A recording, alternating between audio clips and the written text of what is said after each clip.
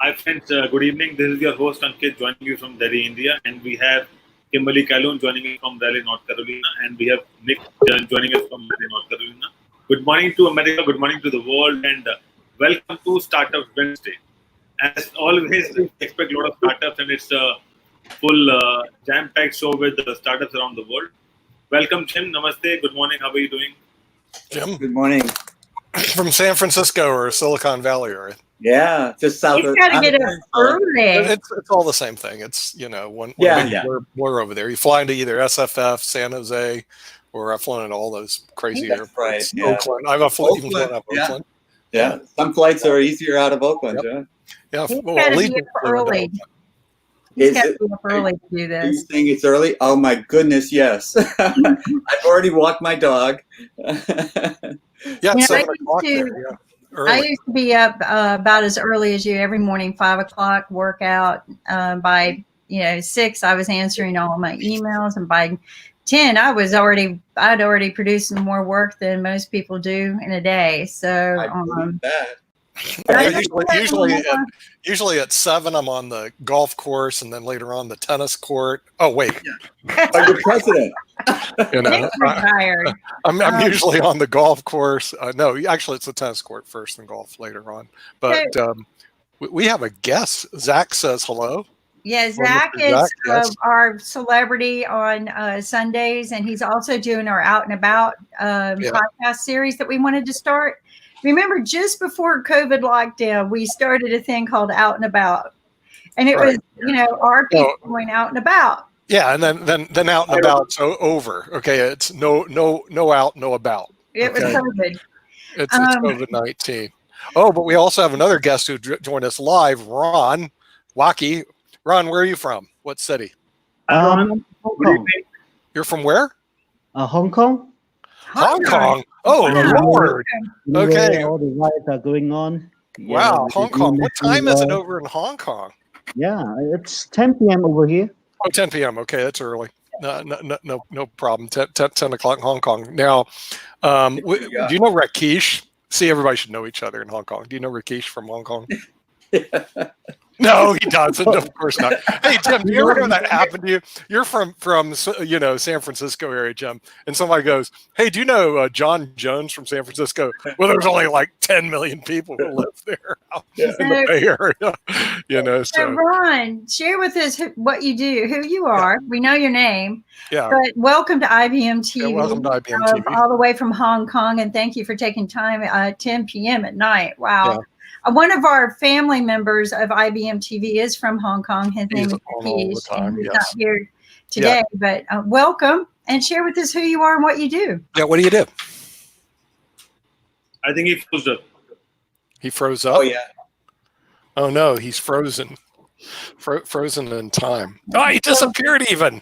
I'm going to get that we'll get a hold of him later and find out. Hey, but it's good news that we beam into Hong Kong. I mean, I'm always, like I said, I don't know about mainland China because I haven't seen anybody from there. But Hong Kong, I know we beam into because Rakesh shows up all the time from Hong Kong. Well, I'm doing a little bit of bragging with our team, but I'm going to share with the world. I'm just so honored that the KTAR TV networks has been airing our TV show to their people because, one, we share the stories in English, and two, we're sharing the perspective and factual data from the U.S. So I've been sent clips of, hey, we saw you on our TV in our country. And reaching out to us. So I'm very honored that our network is beaming all over. Our show is beaming to every network in the world. Well, I mean, that's the name of the plan. But so Qatar, I guess we're beaming into in Afghanistan. And, Shambha Pokral, who's on our show, runs Biz TV Nepal. So we should be able to get on Biz TV Nepal. Ron's back. Let's bring in Hong Kong. Ron, you're back. Yeah, I'm sorry, disconnected. Yeah, well, that happens. So everybody wants to know, what do you do in Hong Kong besides eat good Chinese food? What do you do over there? Dim sum. You mean career-wise or my normal daily life? Both. Ooh. Say both. That sounds cool. Things have changed a lot, since the riot began last year in June, and then there's virtually no tourists at all. Everyone is afraid of their safety. And then in December, in January, we thought things were gonna get better. And then here he came with the COVID-19 virus, and then it was dead. The economy was dead, and we've seen a lot of hotels, travel agents having really difficult times. But opportunity comes behind risk. So we managed to procure a couple of competitors' business this year. So we're lucky. We managed to set our foot without losing much. Business is doing fine for us this year. So that's good. We're the lucky ones. Yeah, and the thing is, Hong Kong did this: riots, lockdown. Here's what we did in the United States: lockdown, riots. So I mean, we're pretty much the same. But the thing is, I'm not afraid to go there.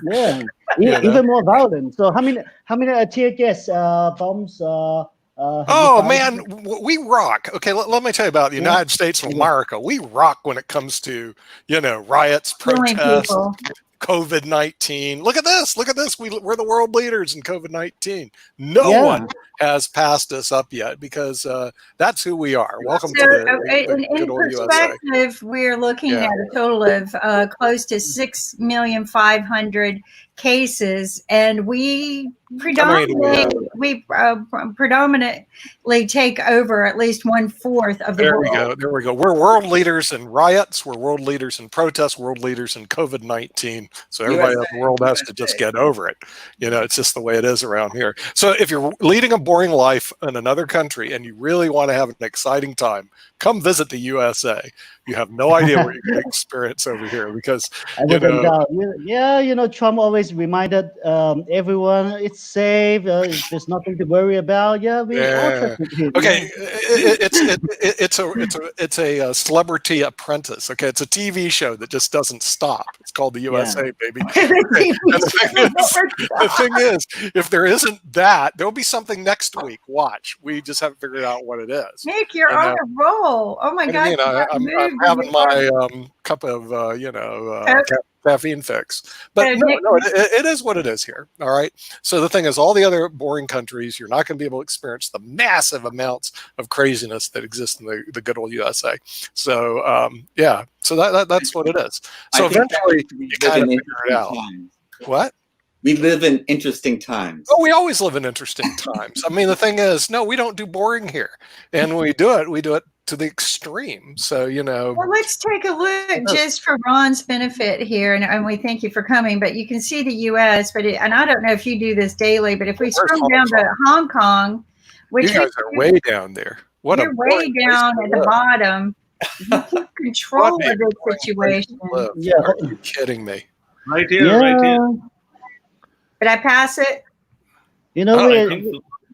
We're a neighbor of China, so. You got a big neighbor next door. You guys are good friends, from what I understand. But the reason I like people in Hong Kong is you speak English, and I don't speak Mandarin at all. I'm like, my other favorite place is Iceland. Right? They had very few cases because they had a policy in place. Yeah. There's Hong Kong. Right here. So here you go. There you go. Okay. See. Okay. 0.5 deaths per million. Listen to me. This is boring. You only had 1,000 people that got, COVID-19. Only 4 deaths. I mean, come on. We do that more here in one little, riot. San Francisco's got that. You guys are really boring. You need to step up your game, move up the ladder, and release all the people out there. Say, hey, look, there's no problem. If you catch COVID-19, so what? We got to catch up with the USA. And if you want to riot, come over here. We'll teach you. Okay, we'll teach you how real riots work. I mean, I've seen those benign riots in Hong Kong. Everyone goes, "No, we don't like whatever." Who cares? We got serious riots here. So I want to ask Ron, why are they doing riots in Hong Kong? Because of the sedition laws. I mean, the thing is, in mainland China, sedition is a real tough one because they, by the way, used to have it in the United States. It was called the Alien Sedition Laws here in the USA. And the real problem with that is the enforcement, just like of any law. Okay. Now you have the law. How do you enforce the law and interpret the law, et cetera? But the minute you put something like sedition on the books, it's like, well, law. And that's the real problem. Now, when it comes to blocking free speech, because there's this myth of free speech, any good constitutional lawyer knows that. They go, is it free speech to lie or yell fire in a crowded theater? Okay, in the USA, that's not true. You cannot do that. And so with every country, it's not just mainland China, there's limits to this myth of free speech. Now, what they need is a real good constitutional scholar, international constitutional scholar, to explain all this to people and how it works and doesn't work. The real problem is the interpretation, because the minute you put a sedition law on the books, wait, you violated the law, and that's the interpretation of it. Wait, I didn't do anything. All I did is talk to these guys at IBM TV, and then they arrest you and they throw you in jail. I mean, and then that's kind of the problem. And I'm not sure how the solution is, what the solution's going to be at this point in time. I'm very curious. There's no solution. Well, also the other problem is the people of Hong Kong are used to their own autonomy, their own way of life, their blah blah blah. The Brits really didn't do anything. They kind of hung out in London and they said, "Hey, hail to the Queen." We used to do the same thing, but no one bothered them, and they like not to be bothered. And see, the thing is, mainland China comes and they bother everybody, and it's really, I think it's a culture clash that's going on there. But I'm not culture sure. clash. Yeah, let me add a point. Most of the Hong Kong residents, their ancestors are refugees from China.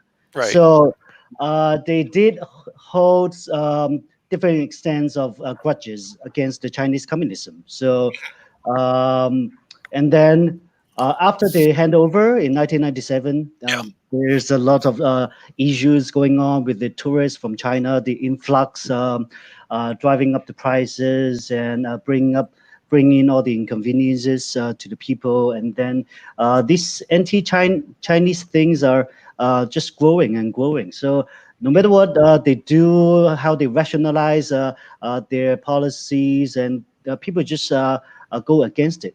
It's just all the history is going on with the Hong Kong people being refugees. Right. Yeah. Well, the thing, that's what I'm saying. They're used to their own autonomy there, and this whole thing between communism and capitalism. This always gets me because everybody's married to some economic theory. Okay. Yeah. And economic theory is what it is. Economic theory. Come on. Yeah. Is whatever it said, the Communist Party of China. Wait a minute. How can you have a communist party when you guys have over in mainland China the second largest amount of billionaires in the world?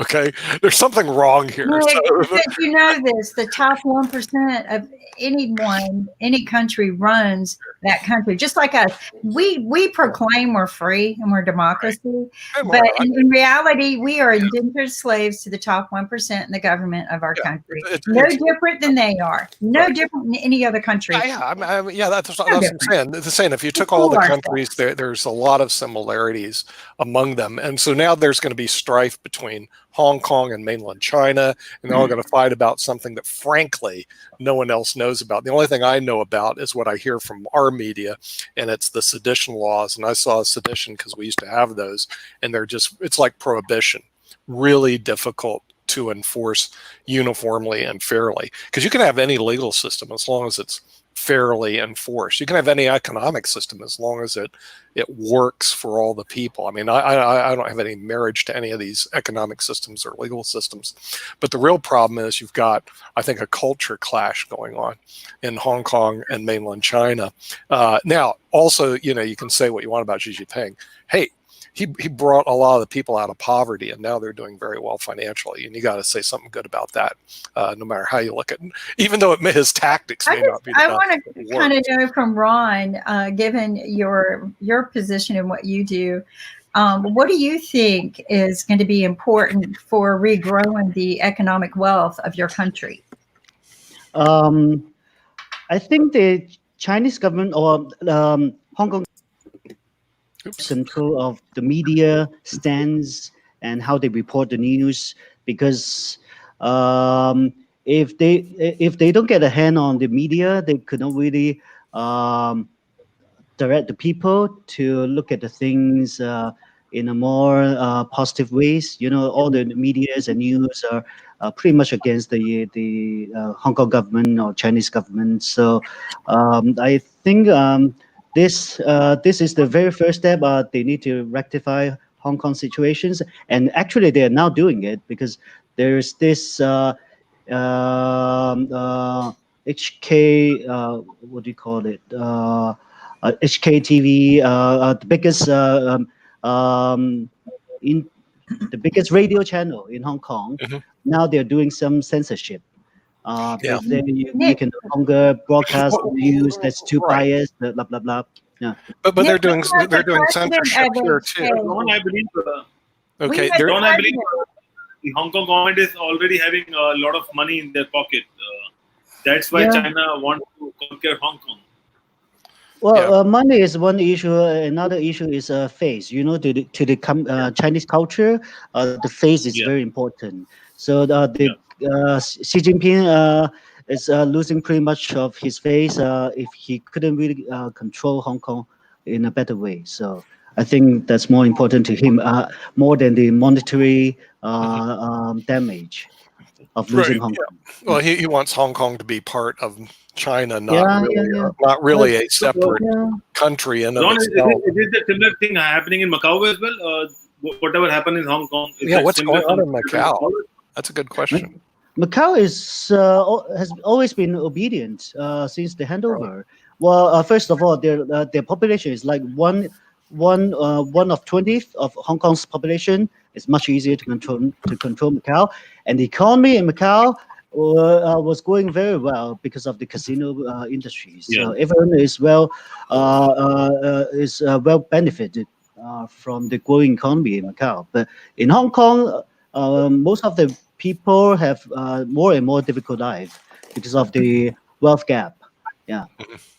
Right. Yeah. That's interesting that you would say because of the casinos, right? That their economy flourishes because of the casinos. And honestly, that's any economy that is embedded with casinos will flourish. Mm-hmm. Yeah, a little like Las Vegas, but also when you run into problems like recessions, that's really hurts the casino business. Because people and so Macau's probably not doing very well right now. Hong Kong should bounce back pretty good because you guys don't have much COVID-19. So are people out and about now in Hong Kong? Yeah, people are going out, especially in the past 2 weeks. If you go to the streets and the restaurants, and you see people have suffered long enough. They wanted to go out. So I guess I'm in tourism business. So I can expect as soon as the border is open again, the whole economy should bounce back pretty quickly. Yeah, well, that's what I would figure. Is that Hong Kong's going to bounce back pretty quick. You know, let's talk about your capsule hotels. I'm sorry, thank you. You mentioned about the tourism industry, so let's talk about the hotel industry. How the hotel industry, yes. Let's discuss tourism. Yeah, tourism. How the capsule hotels, one of your projects, how are they doing right now? You are inviting people in Hong Kong right now? Are they coming and taking those hotel rooms, or I mean, there are no visitors as of now? Now all the hotels are occupied by the local residents. When they used to rent an apartment or a private room, and then now they find that the hotel rooms are cheaper, so they stay in hotel rooms. So that's the only revenue source I would say for the hotel industry in the past 4 or 5 months in Hong Kong since the border was closed. We used to have 150,000 to 200,000 tourists every day in Hong Kong, and then dropping to a whopping 100 or a few hundreds a day. Yeah, that's like 99.5% drop in terms of tourist numbers. So many hotels are closed for renovations, and some are closed permanently, and the government actually didn't give any supports. That's pretty disappointing. Yeah, I think the U.S. government is more generous towards helping the affected industries in this regard.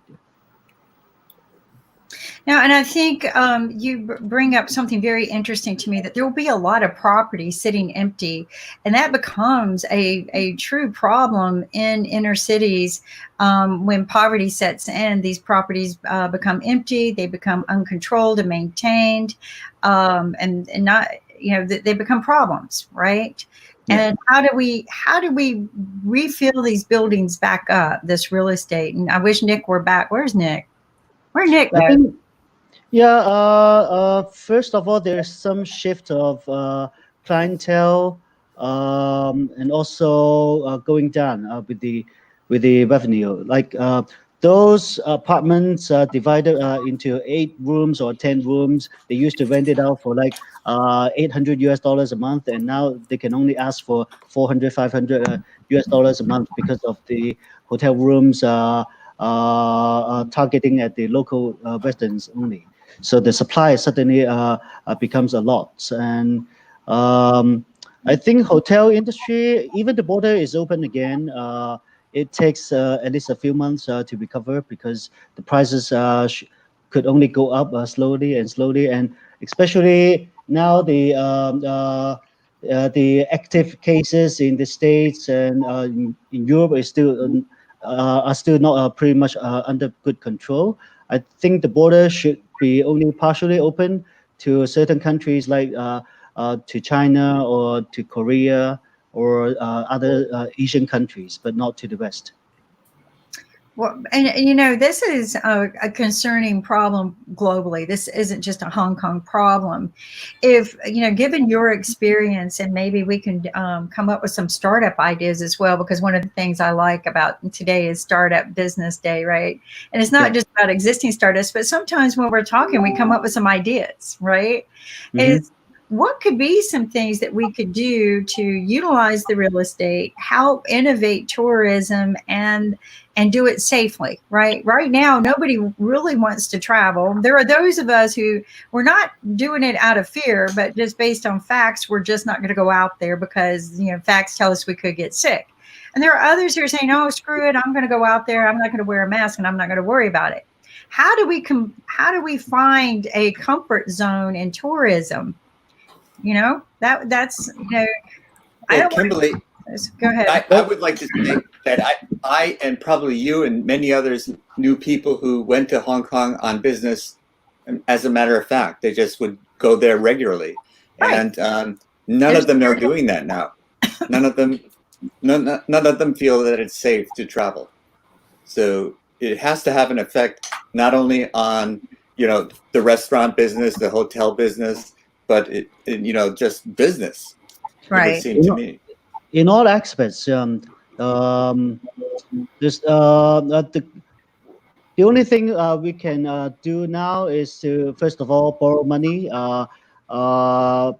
backed by the banks and the Hong Kong government. Okay, for many small and medium enterprises who used to find it hard to borrow money, now it's much easier because of the government backing.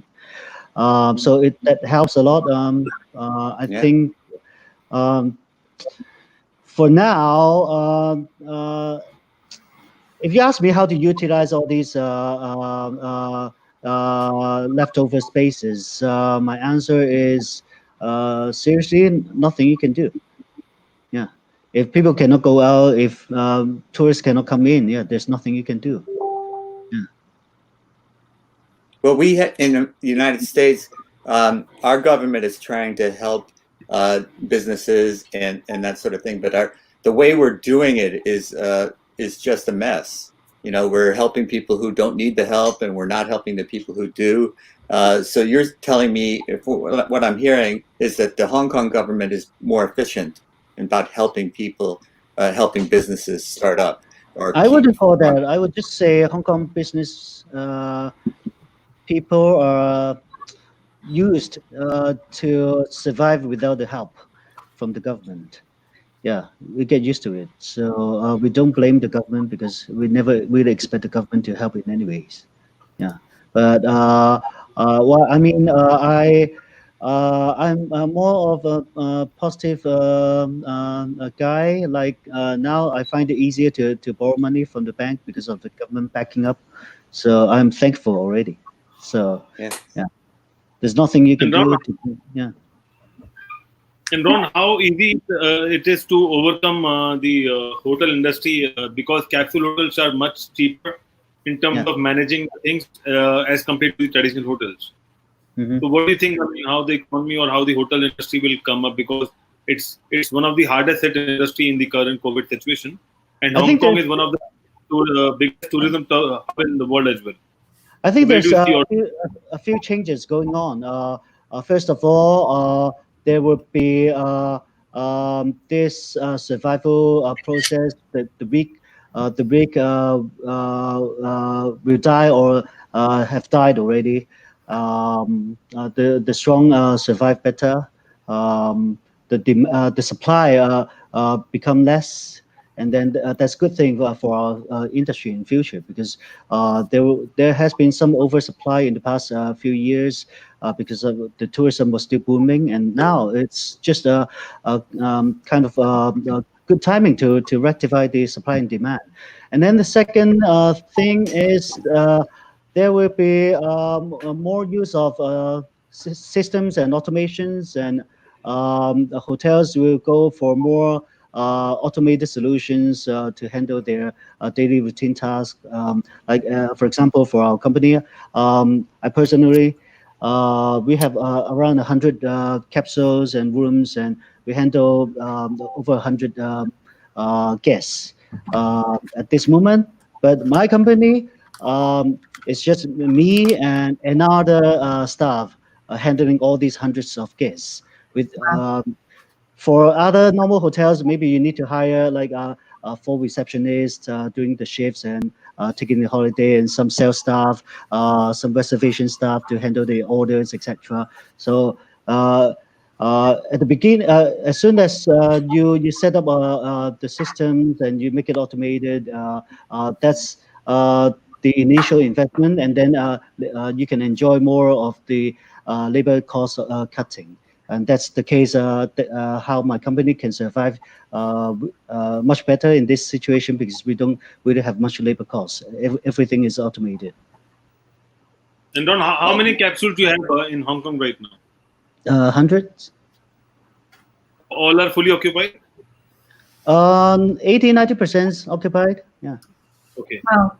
And all are the same capsules, or they have different categories of capsules as well? Sorry, different what? I mean, all are in the same category, or you have different categories of capsule rooms or capsule? Categories of the capsules. Yes, we do have female only capsules, mixed gender capsules, and then single capsules, which is like 1.1 meter wide, single bed capsules, and double bed capsules, 1.3 to 1.4 bed.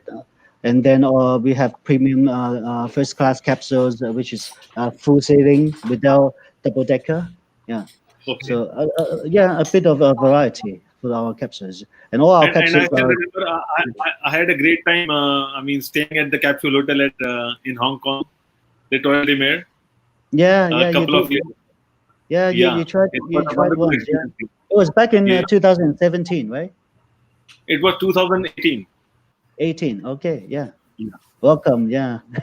How was the experience? Yeah. That was a very good experience, and I wanted to understand how the industry works, how the capsule industry works, and what else you can optimize and what else you can do, because it was one of the experiences for me. Although I've stayed at all hotels in airport whenever there's a delay in flights and things like that, but those are a different kind of hotel. But capsule is ultimately a different experience, and I think it's the way forward. And I think Rakesh, you also have stayed in Osaka in one of the capsule hotels. Yeah. Rakesh is from Hong Kong.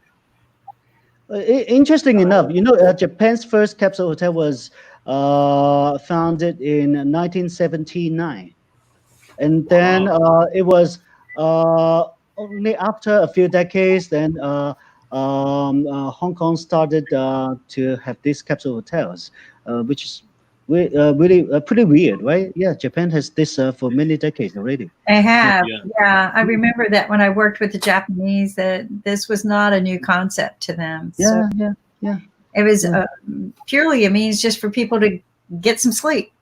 Yeah. There's one factor why Japan could have these capsule hotels going in a very sizable way, because first of all, Japan transport cost is very high, especially after midnight. All the trains stop, and the cab and the taxi fares are extremely expensive. It's actually one of the most expensive in the world, and so many people choose to stay in capsule hotels after they miss the trains. The taxi is too expensive, and it would be much cost-effective to just stay in a capsule hotel. So they wake up in the morning and go back to work straight. So that's the case in Japan. And also the other thing is Japanese people are very well behaved, even when they're drunk. Totally not the case compared to the Brits and Aussies. Okay, come on. They still well behaved. So capsule hotels in the whole floor. There's like 20, 30 capsules in one floor, and if any one of the guests are not well behaved, it would be a disaster. Yeah, right. That was the case actually. Yeah, in New York, there's a capsule hotel in New York. Have you ever heard about that? Yeah, Nap York. No, I haven't heard about the one in New York. Yeah, Nap York. Yeah, they had a lot of trouble with the alcoholic guests. Yeah, just one guy getting crazy, shouting, waking up everyone. I spent the night in capsule hotel in the Paris about 20 years ago. Oh, really? So for you to understand what it is, there were all hotels at the airport were booked, so there was no choice for me. Mm-hmm. Okay, so I didn't know really what it is. So anyway, I booked, I came into my room. So the thing is that you can enter the room, but that's about all what you can do. Once you're in the room and you lock the door, you have to very carefully maneuver how to put your suitcase under the bed, if possible. Okay, so you can do that, but you cannot do even one step in any direction. All you can do is just to stay where you are. So you're staying there. You can turn though. If you're very careful, you can turn. So now you're facing the bed. Then you're turning slowly this way. Now you're turning the door to the toilet. Okay, so once you're facing the toilet, you can very slowly open the door to the toilet. And here's one step actually that you can actually do is to step from the middle or geographical middle of your location to the toilet. Now the toilet, in toilet you cannot do any steps in any direction. All you can do is stay there and go into the shower or do something else. Anyway, that's the problem with that is that it's not much cheaper than other hotels. My problem was that they're all booked, so I had no choice but to stay in such conditions.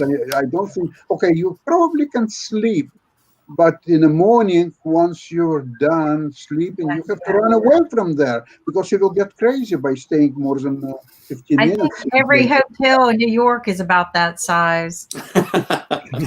Every hotel room. No, I've stayed in some hotels and they're more expensive that were that small. Like literally, you couldn't even get your suitcase in the room. And I'll never forget how small the bathrooms were. I mean, I've stayed in some big rooms in New York as well, but sure. I think a lot of the newer hotels were made extremely small rooms.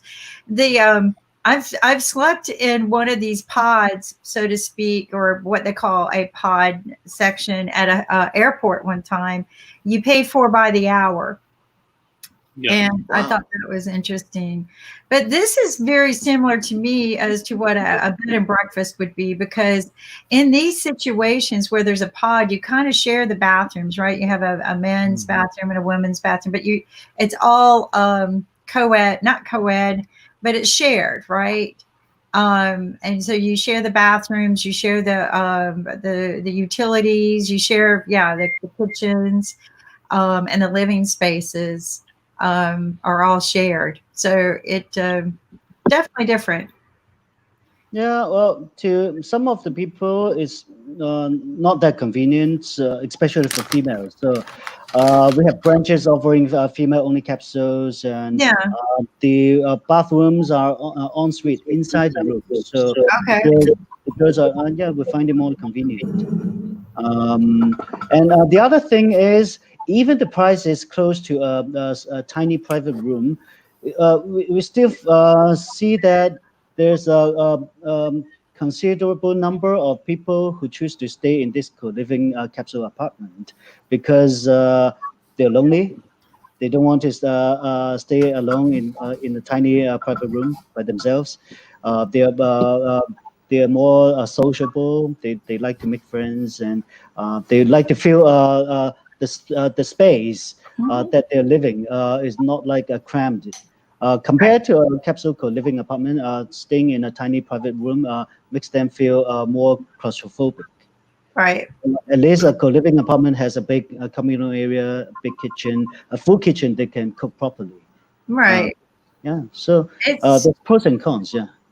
It's different. And I'll tell you what, I had a unique experience, where we've got the co-ed bathrooms now, which are fine with me, if it's just one room and you go in but they had how they have the bathrooms with all the stalls, and they were open as co-ed when I was at the NFL at one of the buildings. So when I went in, they had like separate stalls, but like to go to the sink, it's all men and women. And it was awkward. At first, right? But then I told myself, well, why is this awkward? The stalls are separate, right? So advancing to that next level, because, I was so accustomed to one way, but I finally got over it because I'm like, well, I need to go into the bathroom and this is the only choice we have. So it was awkward, but being forced into that environment made me realize it's not that bad to have to be forced into a community living style, right? That you're more open in this regard. Well, first of all, we don't do that, or we still separate the male and female toilets. Asian people are more conservative in terms of toilet use. Yeah, they hate guys not taking up the thing. I know. They're preaching to the choir. So our toilets are automatic. The lid opens up automatically when you approach, and so that saves you the hassle of touching the dirty lid by hand. Yeah, which I hated to do. Somebody was smart. Yeah. That was an easy fix, right? Because all you have to do is just like you do the trash cans, that the lid flips up and down, right? The other thing I like is, and I saw this at my dentist office, is a sink that you don't use your hands to turn on. And I don't like the automated ones because they never work for me, but they have foot pedals, right? And you use your foot to turn on and off the sink. And I like those, but not everybody can use their feet. We have people who are handicapped. So the motion detectors became popular. But motion detectors, I think I'm a ghost. They never work. I have the same problem. I always have to call somebody over to get it to work for me. But no, all of this automation and the pod, it's so sci-fi to me, right? We see these in movies, but again, we know that this has existed in the Japanese world for many, many years. What is it? I was going to ask Ron, because when you describe about the advantages of automation, which there are many, and they're very good for the business owner, but you also talked about controlling your labor costs, which from the business owner's standpoint is very good. But what about the labor? Are you seeing an increase in Hong Kong of income inequality? Because when I can't be a receptionist at a hotel, where do I get a job? It's still at an infant stage, I would say. Hotel industries all over the world, to me, it's pretty lagging behind compared to other industries. You know, the hotel industry, if you go to a hotel today and back in 100 or 200 years ago, it's still pretty much the same. Receptionist greeting you, and then the concierge, and then the bellboy taking the luggage for you over to the room. And yeah, in our industry, things haven't changed much. I would say many big hotels are stuck with the automation trend because they think that labor is unavoidable in terms of giving the best service to their to their guests, especially for 4 or 5-star hotels. Yes. The mindset is pretty fixed. They think that having a staff standing at the main door greeting the guests cannot be replaced by the robots, so to speak. I think this industry is still moving very slowly, but I see things are changing, especially in China. You know, the Alibaba set up the really high-tech automation hotels in Hangzhou in China, and the room rate is quite high. I mean, $200 a night, basic. Sometimes $300, and we're talking about average room rate in China for 5-star hotels are only $110, $120. So what Alibaba is doing is really a step forward compared to the other industry fellows, and their automation is also one step ahead of other automation systems. I mean, like for us doing the automations, we have all the orders from travel agents going to our property management systems automatically, and then the orders go to synchronized to the check-in kiosk, and then the guests can use the kiosk and search their names or booking number, and then get the key card, and then they get the room by themselves. That's the typical way of doing the automated hotels elsewhere. But Alibaba has done something even more advanced. Like when you make a booking with your mobile phone, they recognize your face, and you just step into the hotel door opens because it recognizes your face. It's all facial recognitions. Keyless operations, even the room door is all facial recognition to get the door. Well, you know, Ron, my wife and I stayed at the Ritz-Carlton on Central Park in New York, and one of the things that blew me away was when we got to the doorman came out and greeted us by name. And when we went to the bar, the bartender greeted us by name. So they had that facial recognition, but I thought it was all an amazing experience. But it's about the facial recognition. Yeah, a couple of things. First of all, this system of recognition I've experienced first time 30 years ago in 1990 when I was flying by Singapore Airline economy class. I was greeted by name. Nobody asked me what's my name. I was greeted by stewardess by name and got the drink and everything, whatever I asked for. Number two, second for mentioning Alibaba, I have 200 shares of Alibaba, and they're doing quite well now. The third thing is that all these innovations in travel industry, they are basically taking away a job from airport handlers, from air travel agents, from all these people, and impose it on you, customer. You have to now sit at the computer and punch the keys and find out whatever airline and whatever airfare you're going to pay and whatever else, when you're going to check and whatever hotel. You have to do it all yourself and paying, in fact, even higher prices than ever. This is what's happening to travel agents. They provided much less service, much more lousy service, much more expensive service, and all they can say to you, go and do your job. That's what's happening, really. So Yeah. I'm not too impressed with all this automation development, sorry to say, but I'm an old school guy, and I don't appreciate all these novelties when they're making me to work hard. When I'm coming to the airport, oh, okay, I'm flying in business class, so I'm going right there, and they're taking care of me, and so on. But if not, I see people, they're finding this kiosk, then you have to figure out to work with this kiosk and do this and that or so on. Oh, what a pleasure. Yeah, I totally understood your frustration, Alex. To us, what I mean, I've run traditional hotels before, like 100-something rooms with receptionists trying to greet the guests, etc. I've done that before, and to me, everything has pros and cons. The people, the staff could give you a better service. Yet they can also give you a bad experience encountering with the guests. I mean, you must have experience with some not so good staff.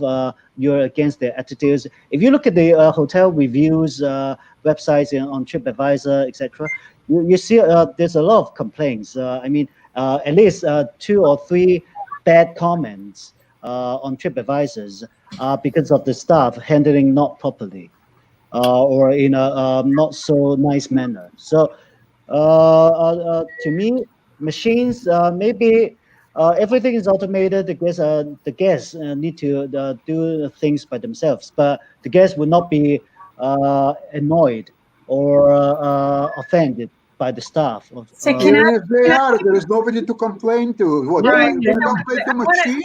No, you're going to go, oh, I'm sorry. Okay, I'll go to another place. So That's what. I have worked since 1970 something, okay, and in various different customer service areas. And one of the things I notice is that the only information you're going to get and feedback you're going to get are from people who complain. It is very rare that you're going to get feedback from people who are excessively happy or just satisfied. Even if you give a form for them to fill out, people just are, I'm satisfied, whatever. But so for the few people who complain, and that's the squeaky wheel, you're satisfying the squeaky wheel rather than the 90% of the people who were satisfied and happy. And nobody takes a look at this. And in customer service, in sales, we had a number one rule, those of us who were very successful. The customer's always right. Even when the customer's wrong, the customer's always right. And last but not least, the customer's always right. But you always give the customer a means to call you. And nowhere today do I see, especially in big industries, an easy phone number access that I can pick up and call and just say, hey, that was great, real quick, or I have an issue. As a middle satisfied person, I have a little issue. Can we fix it? No one today. And when I always started companies, the first thing you saw on our advertisements before website became big, the first thing you saw was a customer service number. And our customer service reps had an automatic threshold that they could negotiate with right off the bat to make a customer happy. But no one has that today. YouTube has no phone number to call, okay?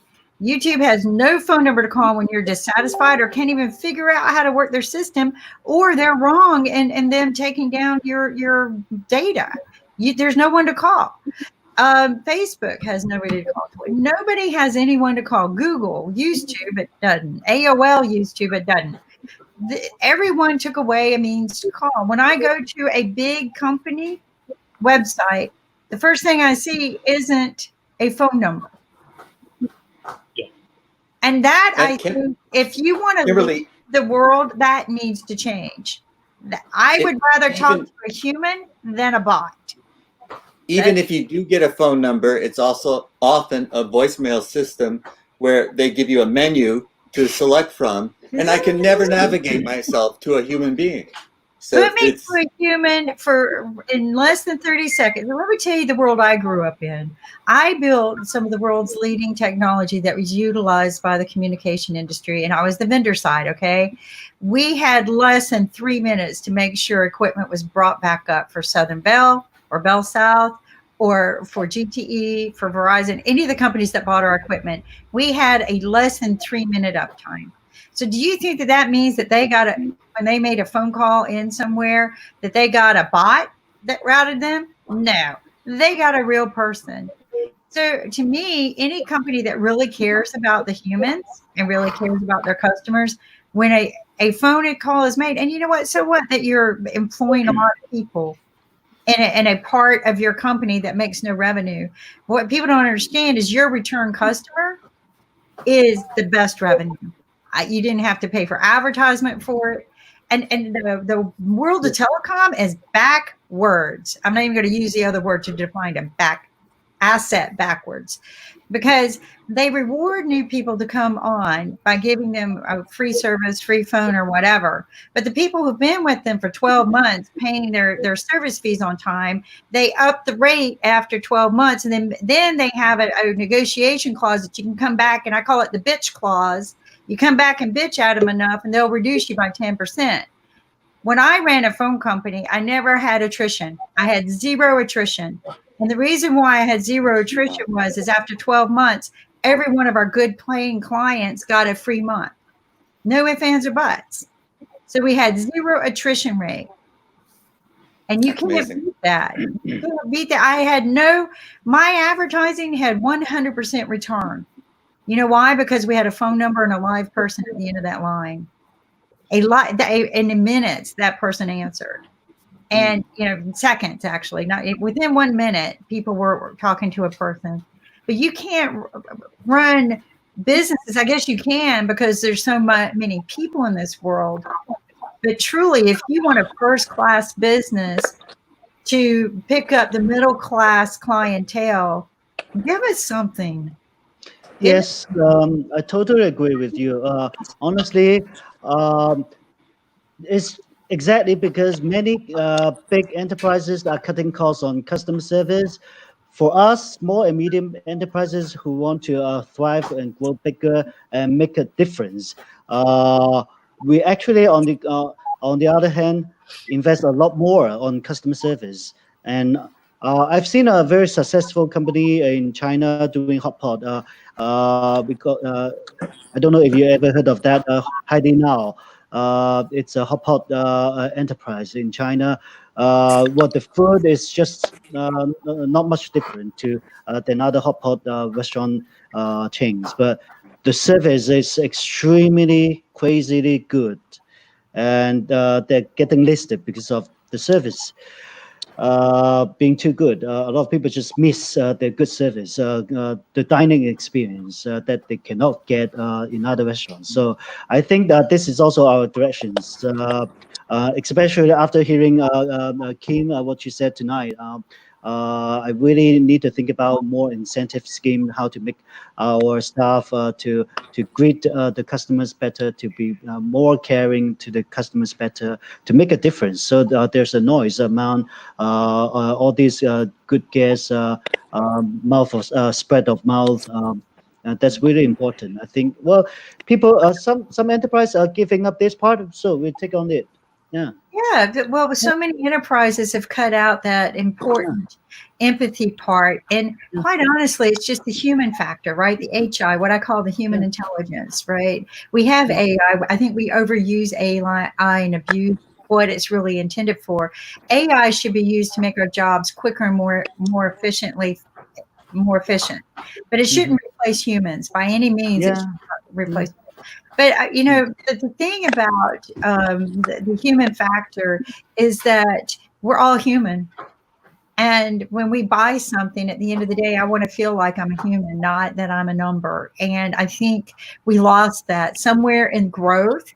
We took that away. And I think that the companies that come back with it are going to be the companies that come back stronger. Because I will do business with people who are going to be people oriented moving forward. And I found that I didn't have to do a lot of advertising when I ran my business because of that, and truly because we inspired people to stay with us, not to leave us. And the only reason why I closed the company was regulations made it too complicated for the small companies to stay in business. It was too expensive. The big companies were given all the freedom without money, having to pay for things. And the small companies were regulated in such a way that we had to pay more money for the same luxury. So I finally saw the writing on the wall and decided it was time to move on and do something different. But I learned a lot. And people want to be treated with a lot more respect. And I think that will make a big difference in any industry. But I look forward to seeing what happens in your world, Ron. And you're welcome to, because I'm loving this conversation. But who do we have as another guest here? I can't see the name. Still Jim. I would like to welcome Anuj Kamboj joining us from Delhi, India. Hi, Anuj. Good evening. How are you doing? Hi. Very good evening. Good Everyone, evening. how are you? Welcome to IVM TV. All good, all well. Yes, all is very well. Anuj, can you introduce about yourself? What do you do? Where are you from? Right. For viewers. So I'm an entrepreneur who works in clean tech, and we specifically work in solar industry, and we work on a very small sector which is very niche called solar process heat application. So what we do is we put up boilers that run on solar heat and replace industrial boilers that primarily use coal or natural gas. So Oh, wow. we have put up one plant in southern part of India in one of the largest private dairy companies in South India, and there we are producing steam for milk drying plant. They have a milk powder plant, and that's what I have done. And what now we are doing is we are working on solar applications. So we are not specifically working on the just selling energy like you see a lot of times in the newspaper, that big solar plants that sell electricity, but we are working on recovering pure water from industrial wastewater using solar heat. So No, that's the way the whole world needs to go. Congratulations. Thank you. Yeah, I'd love to see every building in the world using solar. I don't know why we're not, and to have rooftop gardens, especially if they're flat, that service the community, right? Because we have rooftop gardens that are being built here by Jim Goodnight, which is the founder of SAS. And when he builds a building now, one of the rooftops sections will be designed to collect water. And that water is ran through a filtration system in the roof, and that water goes into the building to service the building, right? And he has a whole solar farm that generates the power for the whole city if they wanted it to. So solar definitely is, to me, I don't understand why we haven't moved forward faster. But what have you found in your research and your launching of a business here? Share with us. You see, the thing is that India is a very complicated country, and some of you might not be exactly aware, but in India, we have about 30 official languages and a very complicated culture. So also, when we are working in India, cost is a very big factor. And just to give you a comparison, in United States, I could probably get a 15 to 20 year loan on solar project for 4%, 4 to max 4.5. In India, I got a loan for 12%. So that makes things harder in the long run. It's unfortunate that a poor country has to pay more. So there are a lot of challenges, and I feel that by having worked in one of the most complex markets, I'm very much ready to enter United States or Australia or certain parts of Africa, which have the right solar radiation. So, and most importantly, most businesses that can actually afford solar are not interested in doing solar because they feel that they have this inertia of not changing. There are a lot of large business houses and corporations that do not want to change. You'll be absolutely surprised. A company like Unilever, which is probably by far the largest FMCG company in the world, they look for return on investment, ideally within 2 years. That means 50% return on investment. So I asked them, when you put money in the bank, which they obviously do because they have so much money, you get, at least they're London based, so probably you get 2%. Even if you put in India, you get 6%. So how can you ask for? Sorry. Go ahead. How can you ask for what? So Yeah, I think Ron needs to do it, so we should say bye to Ron, and we can resume with Anuj. Ron, thank you for joining us, and we would love to watch you again. Thank you very much. Thank you. Thank you. Thank Yeah. Thank you very much. Enjoy the rest Namaste. of your Come day. Yeah. back. Come back. Okay. Cheers. Come back. Bye. Cheers. Bye.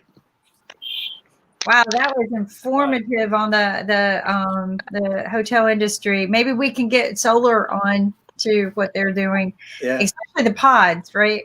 And I didn't mean to interrupt you, but something that you said that, to collaborate with other countries that are doing things in this, maybe more freely. And I'm going to give you a heads up that the U.S. does not do this freely. They put a lockdown on solar several years ago, and they instituted laws that even prevent people from doing solar in their own homes and taking themselves off the grid. So they can be arrested in some states for building solar power to their home without going through the power company. So we're not as free as you think we are for innovating technology. Kimberly, I'll give you what part of the United States are you from?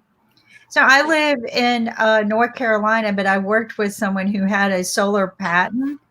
And we found out real quick that every state was banning people from and putting them under arrest if they installed solar on their own without the power company being involved.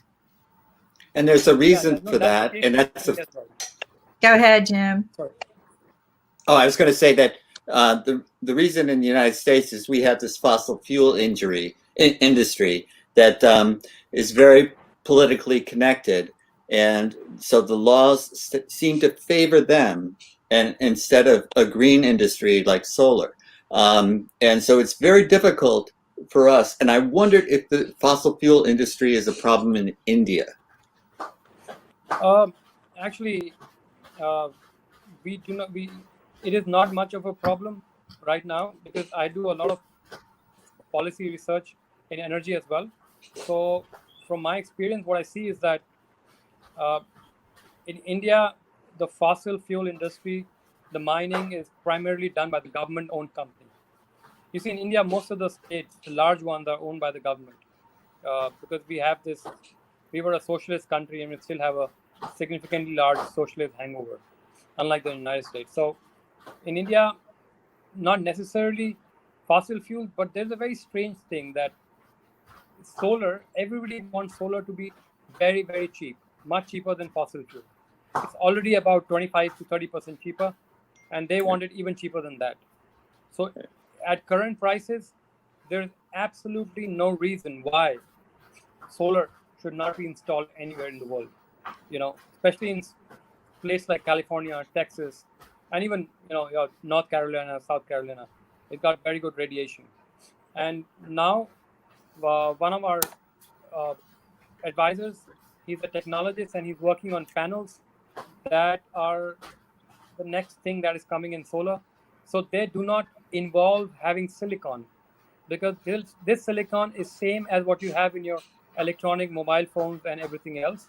Hence, all of it is dependent on China.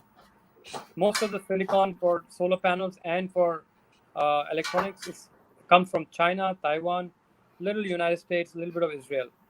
So China has this power, to bring the prices down, to destroy other markets, or to take the prices up when they want and put tariffs on certain countries for certain industries. So what these panel technologies called perovskite. perovskites, perovskites. Now, this technology is nothing but screen printing. You use pretty conventional screen printing technology and very simple organic and some metallic chemicals, and you print it, and then you have a panel. So it has lower efficiency currently, like 10%, but in actuality, in on-field, it gives you same amount of electricity that other panels do. So let us say in 10 years from now, you will have very small scale factories around your neighborhood that are actually printing solar panels. And your facade of the house, which is south facing in part of, will be generating electricity. So electricity, from my vantage point of what I know, is not really a challenge. The challenge is the system integration and to store electricity. So what we as a company are doing is we are integrating the energy generation with the end use, and the end use is like water filtration. So we directly link solar with water filtration, so that whenever the sun shines, your water starts cleaning, and when the sun sets, the water stops. For industries. Second thing, what we're doing, which is very interesting for United States, is especially for Texas and certain parts of US, is we are going to store ice using panels and run air cons. Now, for example, you said in the United States they arrested some people because they put solar. Now, the reason for that is that the utility can stop you from putting electricity into the grid.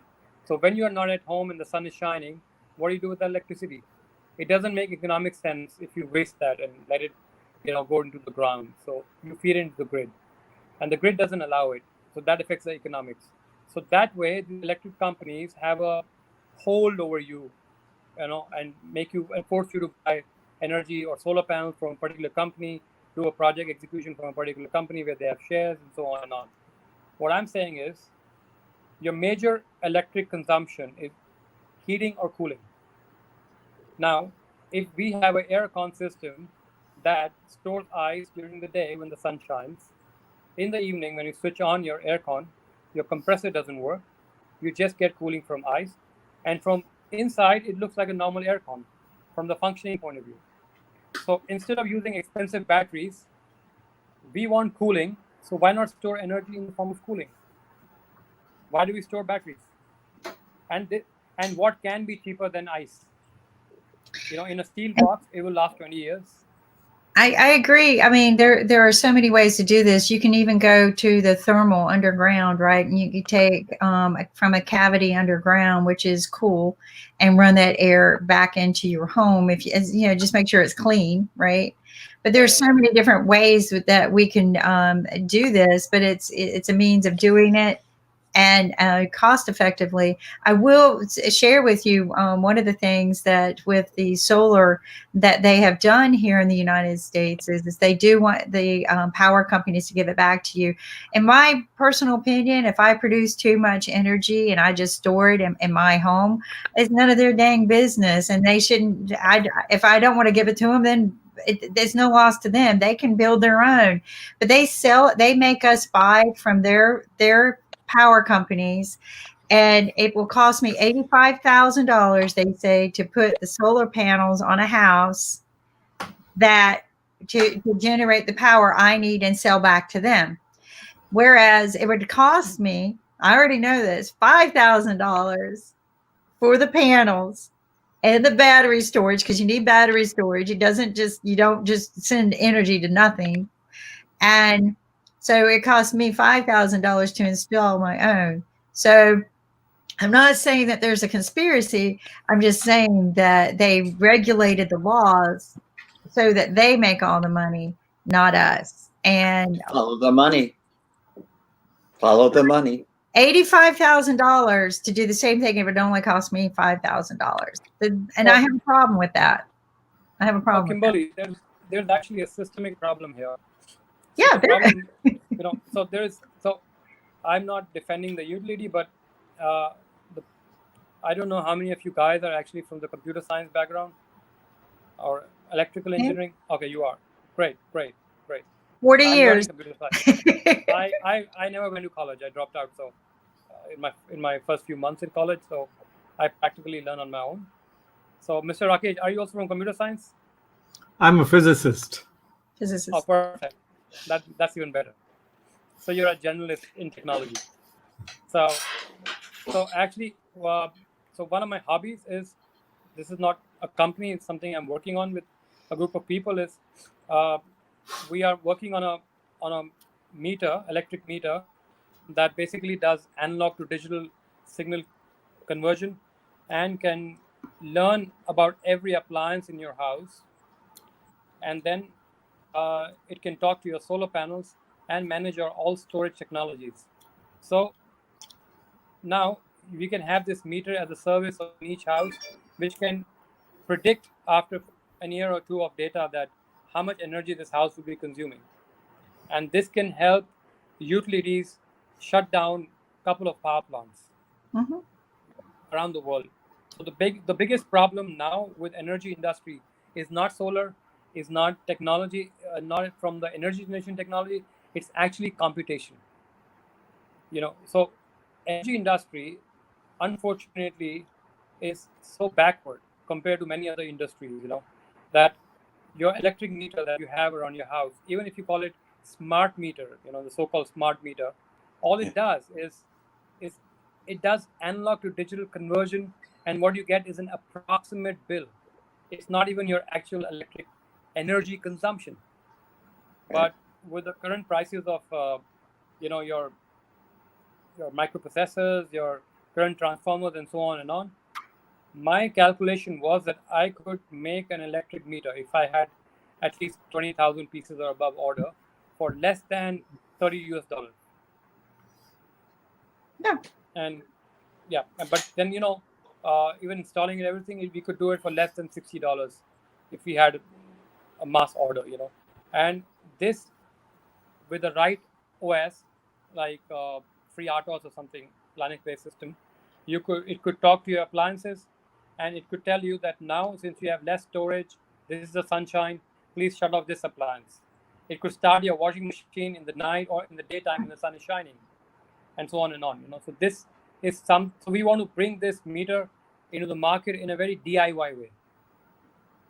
Yeah, and there is a lot in smart technology that we could submit to people to do it themselves, or to reduce the cost. And I think generally, though, the power companies are not there, or the government is not there to influence what I call the real smart technology. And I was part of Smart Cities, which was part of NIST, National Institute of Standards Technology, out of DC. I was pretty impressed with Dr. Reed, because I think he really had good intentions of bringing real smart technology to people. I think what he didn't realize is how much bureaucracy, I can't pronounce this word, bureaucracy, and politics play in the pocketbook of people's lives.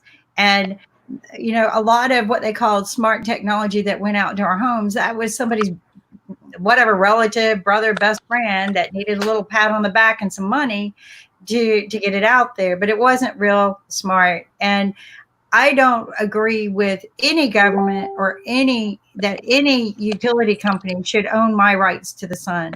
I just don't agree with it. And I agree.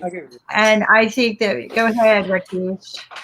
Oh, so sorry. I was just thinking about a fact that just came up to my head, that Britain today is now free of fossil fuel energy. Yeah. Mm-hmm. Britain is free of fossil fuel. Britain, the United Kingdom, is free of fossil fuel energy today.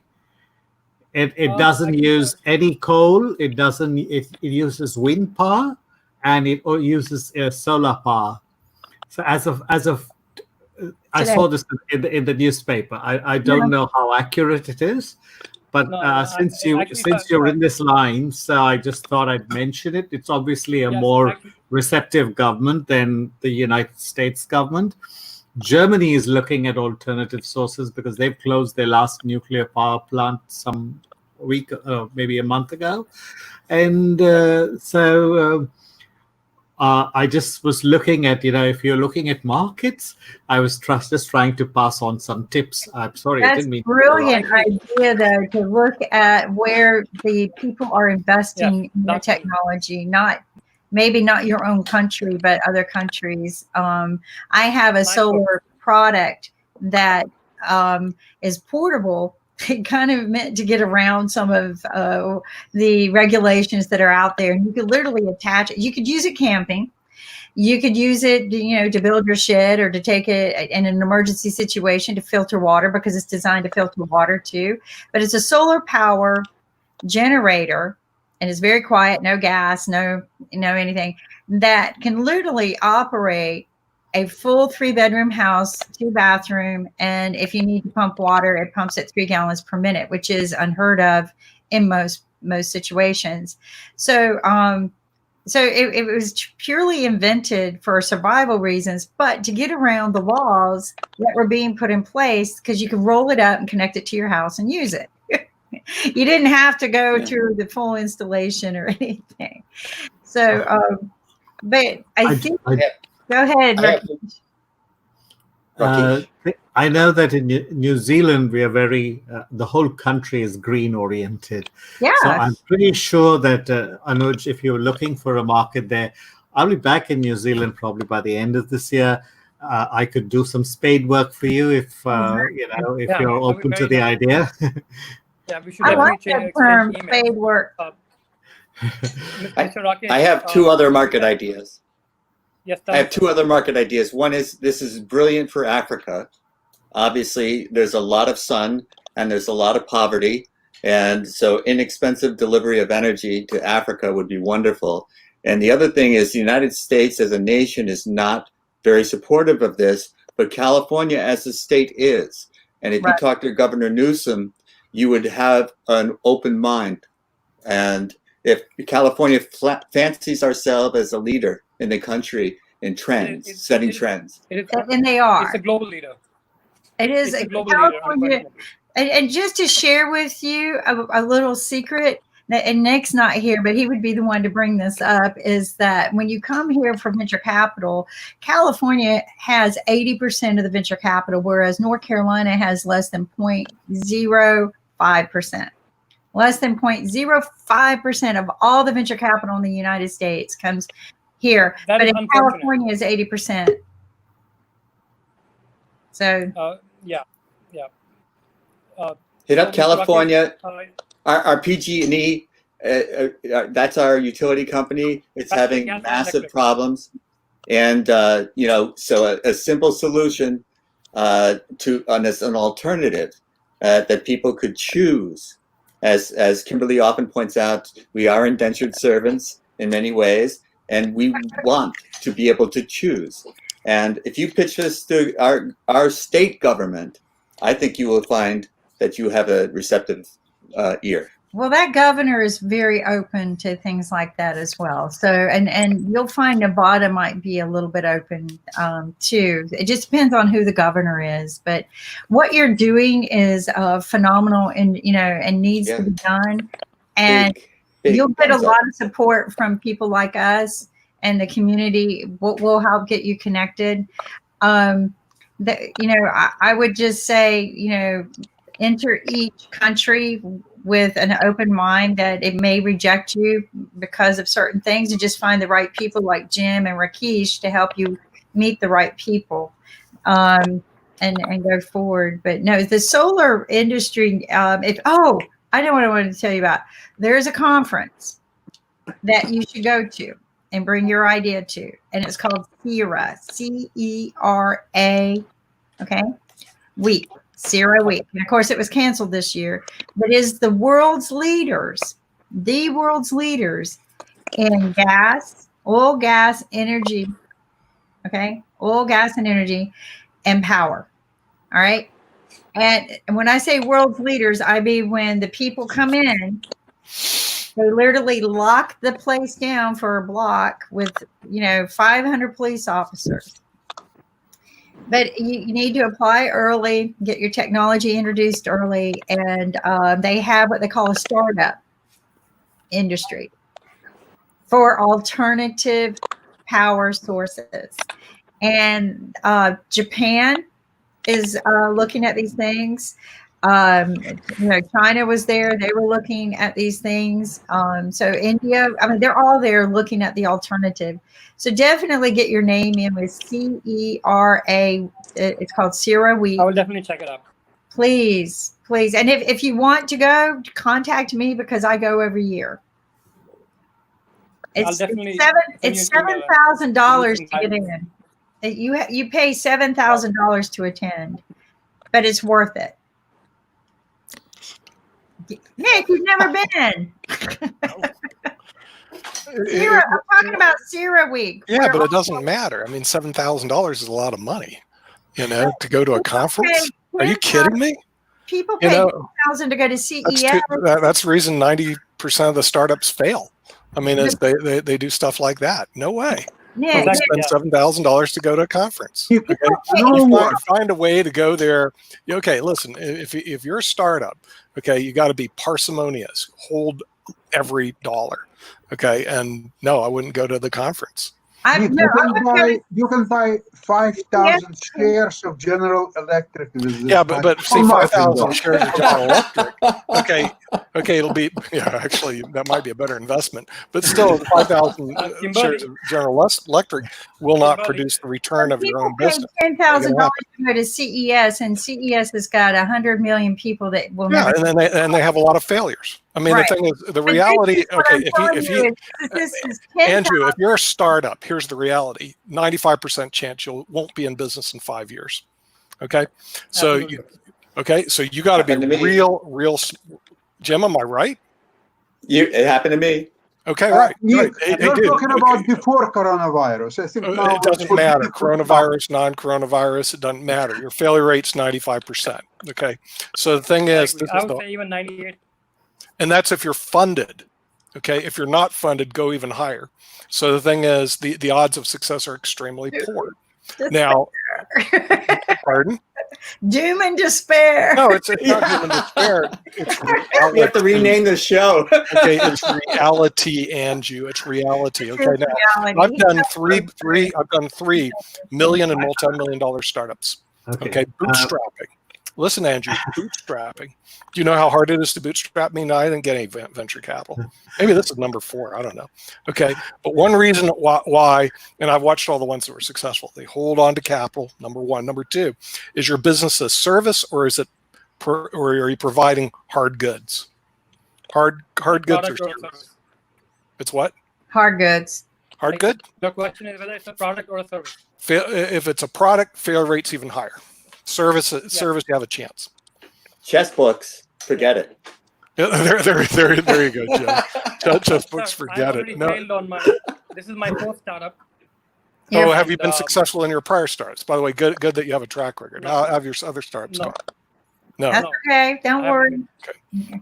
Keep hitting them. Keep hitting them. One will turn out. I know good people who run 3 or 4 at the same time. Yeah. Well, the thing is, at least you understand that the failure is a high probability. Otherwise, you wouldn't have 4 unsuccessful ones. I mean, that's the brutal reality of it. Knowledge.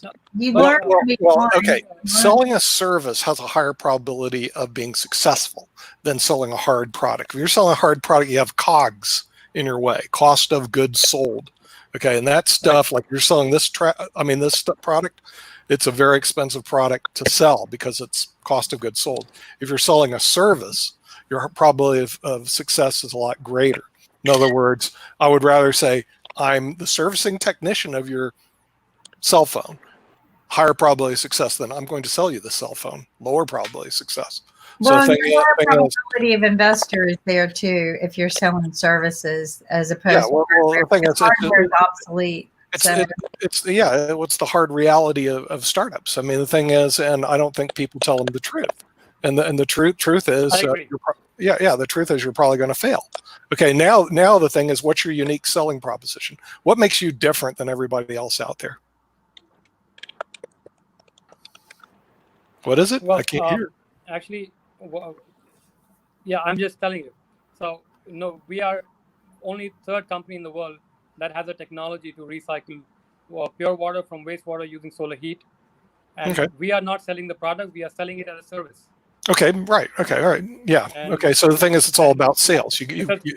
Okay. So it's all about sales, and so the thing is, you need contacts and be able to sell.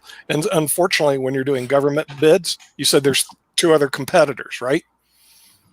Well, no, we are not doing government bid. In general, this technology right now, only 2 more companies in the world have, and we are developing it. We have already developed it with a university, and the reason why I feel I have better chances than before is that we are not going to sell the tech, because if I go to a company and say that, buy this high-tech water treatment system and blah, blah, blah, they say, we are a motorbike company or we are a textile company. Sure. We don't want to invest in a high-tech membrane technology that we cannot understand. So Right. what I say is, guys, you don't have to invest. You pay $1,000 a month to treat this amount of water. Mm-hmm. You pay me $600 a month, and no down payment. And this is I call it water as a service. Right. So this is infrastructure as a service. Okay. So this is one tech, and other tech we have is solar-based cooling. So there we are targeting data centers. So what we are doing is through solar energy in real time, we are making ice and storing cooling energy in ice. And then what we do is when the sun sets down, the compressor stops. Then you are essentially getting energy only from ice. Again, here, this model is called cooling as a service. So here we are not going to be selling technology because nobody really wants to buy tech. They all want to lease it. So this comes under the category of infrastructure as a service.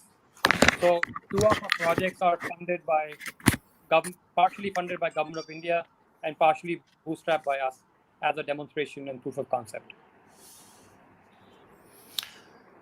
Okay. All right. So the thing is, so the key thing is posting sales. If you already have the product, you got to be able to sell. Yep. Okay. Because if you don't make a sale, there's no revenue. There's no revenue to pay anybody. Do you have a website and do you have a product to demonstrate? Yep. Okay. Or have you made any sales?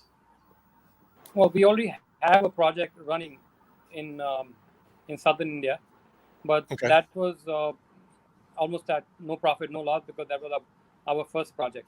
Okay. All right. So you've actually done one project so far. Yeah. It's running since 2 years.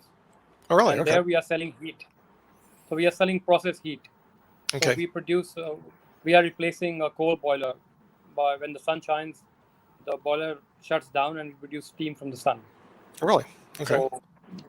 So this is the only project that is currently running in India for process heat application for industries. Okay. So, all right. So you already have one beta test out that you can show people then. Yeah, but we haven't been able to get more sale after that project till now, because in parts of India where you have good sunshine, nobody's ready to give you land. Right. So, which is why we have innovated the product now that we can put it on the rooftop, solar panels, and sell water or sell cooling. Mm-hmm. So we address the problem that we learned later about the land availability and redesign the systems. Now we are not going to sell solar projects. Now we're going to sell water or we're going to sell cooling. Okay. Because so it's basically going into value addition of our technology further. Right. Okay. Yeah. Okay. All right. So the thing is, when you made your first sale, was it to a government or was it to a private industry? Private industry, the largest private dairy in India. Really? Okay. Yeah. That's good. So we are actually, we were consulting UNIDO. So we were consulting UN body, United Nations Industrial Development Organization. Right. So because of that, for the last 3 years, we got access to many large business houses. Right. So practically top 50 business houses in India are on my phone contact list. Right. Okay. So this is because of in my previous startups, while I was trying to sell energy business, this is my connection from last 12 years of trying to sell. So, yeah. Okay. Yeah. But I am not very bullish on the Indian market for the next 2 years. We have the product, but now we're looking at Africa, Australia, and some parts of US.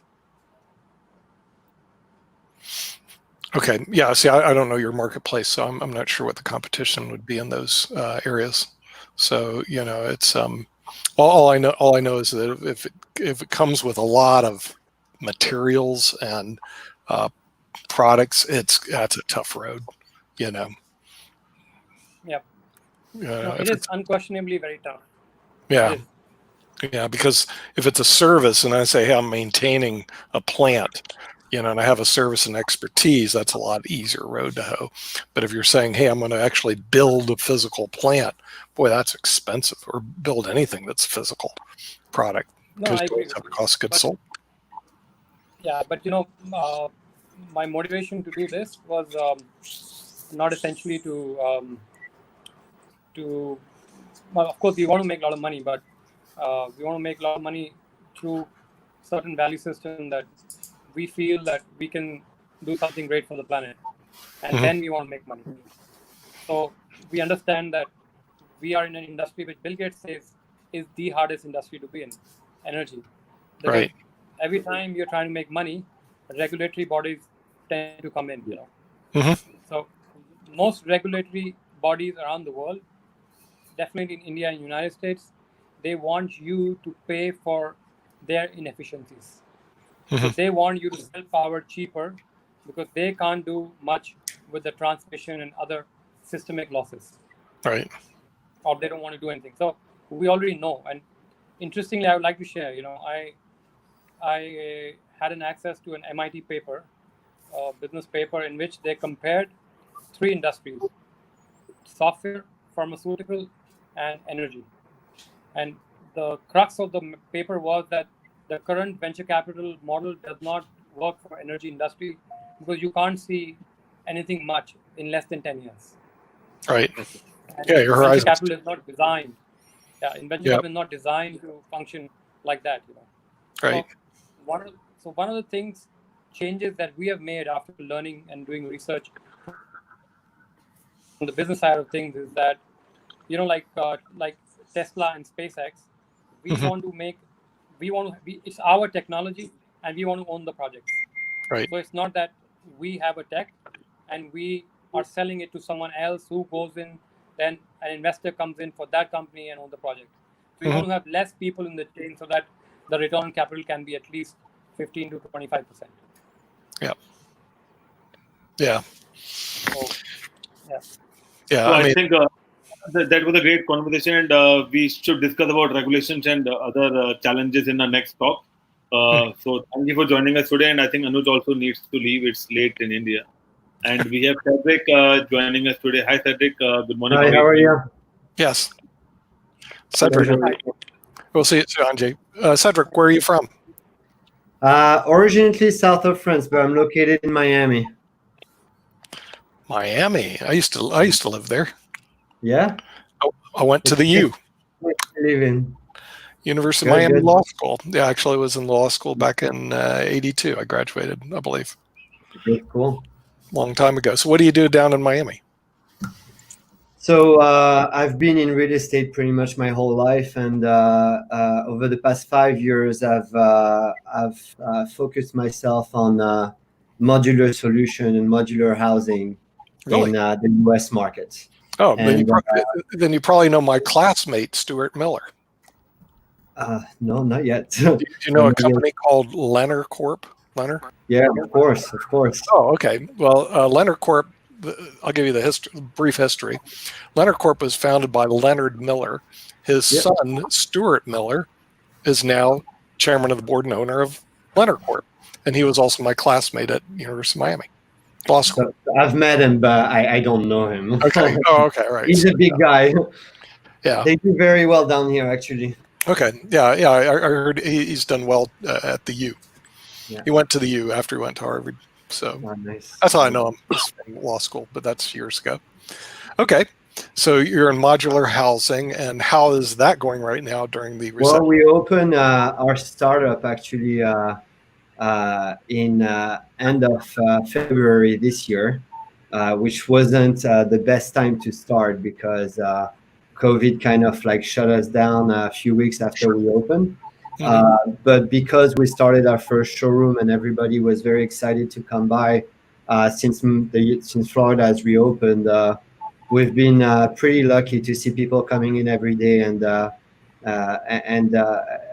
seeing what they wanted to see for the past few years. Oh, really? So how big is your showroom? How many square feet? We have about 8,000 square feet of showroom. Nice size. And we right now have 9 modular solution in the showroom. Where in my? Go ahead. I was going to say, where in Miami is it? We're actually in Pompano Beach, so we're about 30 minutes from Miami. Yeah, I know where Pompano Beach is. Yeah, I used to live in Boca, where they don't drink coffee. I used to live in Boca too. Okay, where in Boca? I was in Woodfield Country Club. Good, you're right across the street. I was in St. Andrews Country Club. Very nice. That's a small world. It's a very small world. I have a lot of friends in St. Andrews. Hey, pardon? I have a lot of friends over across the street. I was on 12748 Northway Circle. I could throw a stone at Woodfield. Why did you ever leave? We moved to Atlanta. And now you're in Atlanta. So the thing is, no, I'm actually in Raleigh, Durham. I went from it's right here with me now.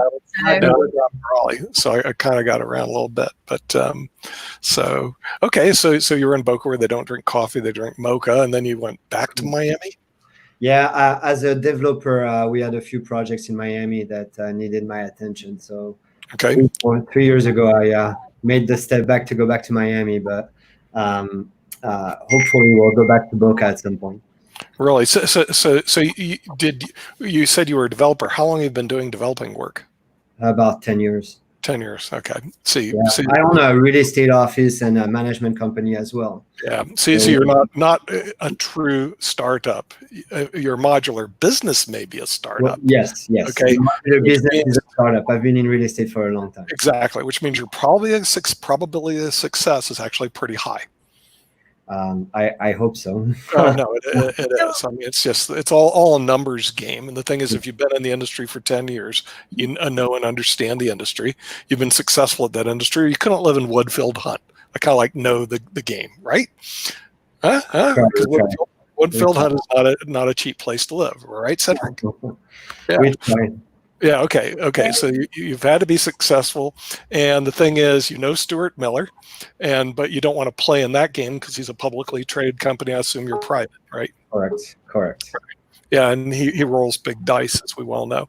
And modular. Now, what is the unique selling proposition of your modular home? So what happened is I spent about 5 years looking around the country, but also around the world, trying to find solutions for affordable housing. Right. It's really not what we're building in Miami. I've mostly been in not building it anywhere, but go on. But I've been in the luxury market for a long time and realized that there is a big lack of affordable housing in the country. Yeah. And I jumped in the game 5 years ago through a client that lived in California and was a step ahead of me, looking at turning containers into homes. Very soon, I realized that retrofitting containers wasn't the right way to go if you wanted to go mass markets. So I looked for factories around the world that would be able to mass produce.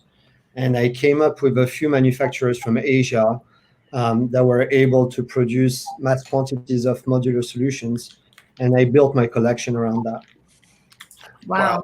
Okay, so the thing is, now give me your price points. What are you looking at for the price point? We're starting at $30,000 and it goes up to $150,000.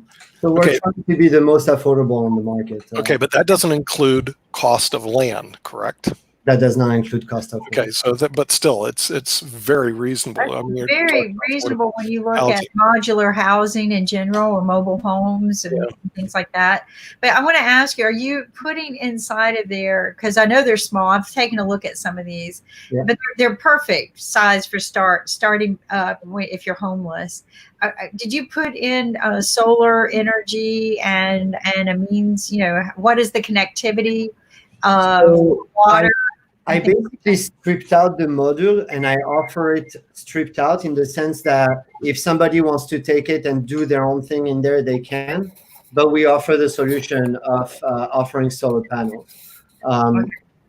We want to add up the solution so people can see for themselves the cost of building the home they want, and then making sure it's affordable for them. Right, because for every home, you need a few essential things such as power, potentially utilities such as a carrier service cable or something like that, a Wi-Fi. Correct. And what then, we realized also is that a lot of people, and unfortunately it's sad to say, but COVID-19 accelerated the trend of people wanting to live in their parents' backyard, or the mother coming back to live with their kids. And that trend is in a way helpful for modular solutions, because we're adding a modular solution in your backyard and you can just plug in. So it's actually better than building a home. It's it comes in an afternoon. We put it in your backyard, and then we just have to do the plugs. It's plug and play. That's pretty cool. Yeah, so that's kind of like, a mobile home in many ways, right? You need to be able to plug up utilities to water, sewer, potentially Wi-Fi would be nice, and of course, electricity. Correct. The main difference with mobile home, I guess mobile home, if you really want to be mobile, is the perfect choice for you. Right. Modular home is more if you decide tomorrow that you want to expand, or if you decide that you want to take your office in your backyard and bring it to your new house, you can do that as well. And let's talk about the expandability, because it's made square. You can just kind of like build blocks, right? Correct. Because it's made out of metal. Am I right? It's made out of metal. Steel. And it's almost like building blocks, right? You can just take each square, I want to add an office, or I want to add another bedroom, or, and you could do so without having to worry about meeting certain foundation aspects, right? And the same thing on the commercial side. If you were to build offices tomorrow, it's a great solution to expand your office if you have the land for it. Right. And you've got variation, different models to pick from, different materials, but it's mostly metal. Am I correct? It's all metal, yeah, mostly metal. Are you affiliated with, and I usually don't like to do this, but are you familiar with Holmes Stoner? Very well, yeah, I know him very well. Okay, us working on the same project, because I'm piecing this together now. So Holmes is very connected with Asia, where he's assisting us sometimes in sourcing some of the material we need. But we decided to take a different route, where we realized people really wanted to see the product before they jump in. Right. And building a showroom is kind of the same case when you're a developer. You want to build a model unit to show people what they're going to live in, which is what I've done here in Pompano Beach. Cedric, can you transport those all over the country? Yeah. Like if I want to order one for some land in Florida, you could transport it over there. And they go on trailers. So it goes on trailers, and usually we have a small truck that has a crane in the back that carries it. It's not too heavy, so we can put it pretty much anywhere. Wow.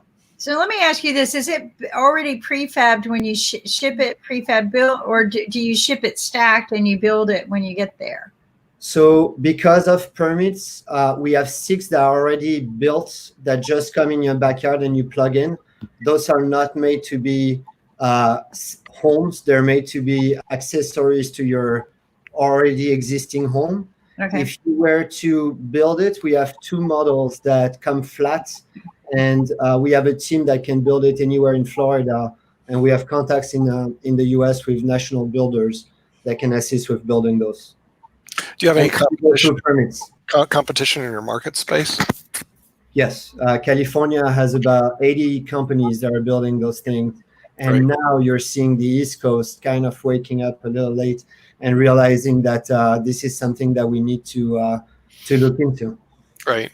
Yeah. Okay. It's definitely taking the smart home a step up, but it's allowing people, because as you're aware, Nick, that I bring up all the time, that students are graduating with a mortgage on their back and they can't afford a house. Sure. Yeah. This is allowing people to get a decent quality home, because if you've ever seen a mobile home, there again, it means to get under a roof. They're not the best of quality, right? And it'll become bug infested really fast. These are your metal glass type homes. I always wondered why somebody didn't take metal containers and turn them into modular type living for homeless. What is your market niche? So for now, we concentrate on working with developers, because that was my niche market before I even started this business. But we realized that the market was much bigger than what we were tapping into. We had actually, just with word of mouth, we had people contacting us on very different industries, multifamily builders, trying to find a way to develop modular solutions in their cities.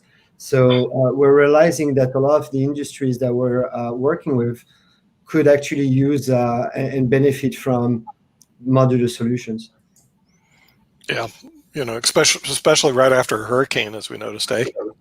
Yeah, and it's also, we're like, if you just look at Miami and the type of the cost of a lease right now, if you were to build a retail store, and what they require as a lease is minimum of 3 years, and they require a lot of money down. And in times like this, when you can buy a unit for less than $50,000 and build your shop out of it, we had somebody do that in the design district, and very successfully in a few months recover their money and actually be profitable, which is impossible to do in a store, in a regular store. So I think those are incredible solutions for businesses also. Yeah, and also with low interest rates. In other words, it makes it affordable for a lot of people today. What is the average dimension? What is the average dimension of what you're shipping right now? So they're pretty much like a standard size container, and those are because we want them to fit on trailers. So most of them are 8 feet wide, and then they go 10, 20, or 40 feet long. We have two models that we increased the width, and we did about 11 feet width, which is a much bigger width, but it helps for they're the one that we build directly on site, and it makes it a much wider home for you and the people living in it. So what are you doing now that COVID is lifting? There's going to be a lot of homeless people. Are you reaching out to the government and saying, hey, we can provide the solution to the people for a more cost-effective means? We can build maybe some communities, because you're a developer. Yeah, correct. We are looking into cities' plan on allowing us to borrow some of the lands they have, to find out solutions for affordable housing. So for now, we're looking at who we can reach at the city, and what plans they have in place, and if they can assist us to do that. No, I think, and your homes, again, they're what makes them a little bit different than a mobile home that can also move on wheels down the highway, is the quality. Right, the quality, and I think, I don't know if it's the same price. I haven't looked at the cost of mobile homes in a long time, but I had asked a long time ago, why can't we establish communities built out of modular homes that are more cost effective to help people get a foot up in the world? Because so many people, but some of those communities become bad, as we know, right? They dilapidated, the houses lose their value. We see it happen every single time. They become, infested with crime and various other things. So what we need to do is inspire a more positive outcome for communities that establish from modular living. And that takes a lot. But when you're building something of quality, excuse me? No, it does take a lot. But the truth is, it's a very new industry, but at the same time, a lot of people are right now trending on sustainability and want changes in the US at a high level. So I do think it's possible to make it happen in the next few years, actually. I think we have a lot of people on our side. So also, go ahead. I was wondering if you thought about the potential market for mother-in-laws. That's what you were saying earlier, parents. Oh, I'm sorry, I didn't. No, you're right. What a great idea too, because you know, and I hate saying it this way. You know, some mother-in-laws or in-laws will live longer than us, but they do need to come and live with us. But giving them their own separate sex gives them their own dignity, their own privacy, but also allows you to still maintain and take care of them. But when they do pass on, you know, the ability to move that space and do something else with it is there as well. Maybe resell it to somebody else who has the same situation. It can become almost a hospice unit in many, many ways, right? Yes, and I do think that senior housing is meant to change because of what just happened and the fact that people couldn't really go visit their family members stuck inside retirement homes and assisted living facilities. So it happened to my father-in-law. Yeah, a lot of my father-in-law couldn't see him the last couple months of his life, and it was very hard on the family because he was also unaware of where he was half the time, and no one could be there that he would recognize, and it was very tough, very difficult, and stuff like that. But you know, Ed Kit, who just kind of had to beam out for a minute, his family doesn't suffer from that problem, right? Because their community, the way they grow up, they all grow up together and the families live together and stuff like that. So that's not a problem with their country, but this kind of development of housing could be very beneficial to their rural areas. And but what I wanted to mention was the gentleman that was on before, or even my other invention that I have with solar power and water, can attach to your devices very easy to provide power, water, and other utilities. What that other gentleman offered as well was a unique way to cool a facility as well as service power via solar. So, I mean, there's so many different things that you can add to it to give it all of the essence you need that are environmentally safe and economically sound. Because, you know, a lot of problems people have isn't just getting the place. It's just like buying a car, it's maintaining it, right? Or getting a boat. Yeah. You know, buying it is the cheapest thing, is maintaining it, maintaining the utilities, knowing every month. And Nick, you can vouch for this. It's like a business. You know, you pay your utility bill. You pay your that's one of the problems that they don't teach people in school and our traditional education, Mortgage 101. Yeah. So there is a very easy solution now that Tesla created a few years ago. Oh yeah. With the solar batteries, the big battery, allowing you to net zero on your electricity and your costs. I think this will change also the industry. I think today we're in a phase where we're looking actually for partners that are specialized in their own field and can associate with Neapods and associate with our modular solutions to attach to us to create a better product. Right. Yeah. I was just running the calculations on what the mortgage would be. You probably even know what the numbers are right now on a $50,000 downstroke. But see, then that also doesn't include the land, doesn't include utilities. In other words, you have to add up all these other extra factors. So getting somebody in a house with a mortgage, there's all other expenses that also take place. And the good news is that, as we well, and bad news, half of our society, 50% of the population in the United States, can't get their hands on $400. That's a bad stat. Okay. When you look at it, the downstroke on the house, even at $50,000, is $10,000. Yeah. So they go, I can't afford it, because they can't save $400. And the other problem is we haven't taught them proper economics 101, how to sustain, right? How to have a living as opposed to, just getting out there and earning money. But what do you do with it and how do you spend it? I mean, even being a bookkeeper and maintaining the books for businesses when I was in high school and college, there were still a lot of things that nobody taught me in mortgage, right? I didn't learn how to do a mortgage when I was, it's sad.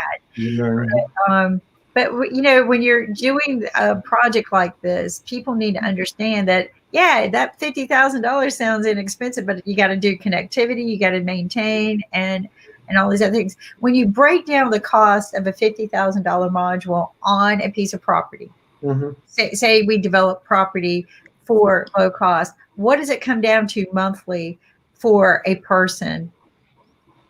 To purchase, I mean, it really depends on and own. To say if they were to buy it and finance it, and just give an average, say financing a mortgage interest rate at 6%, and that's high.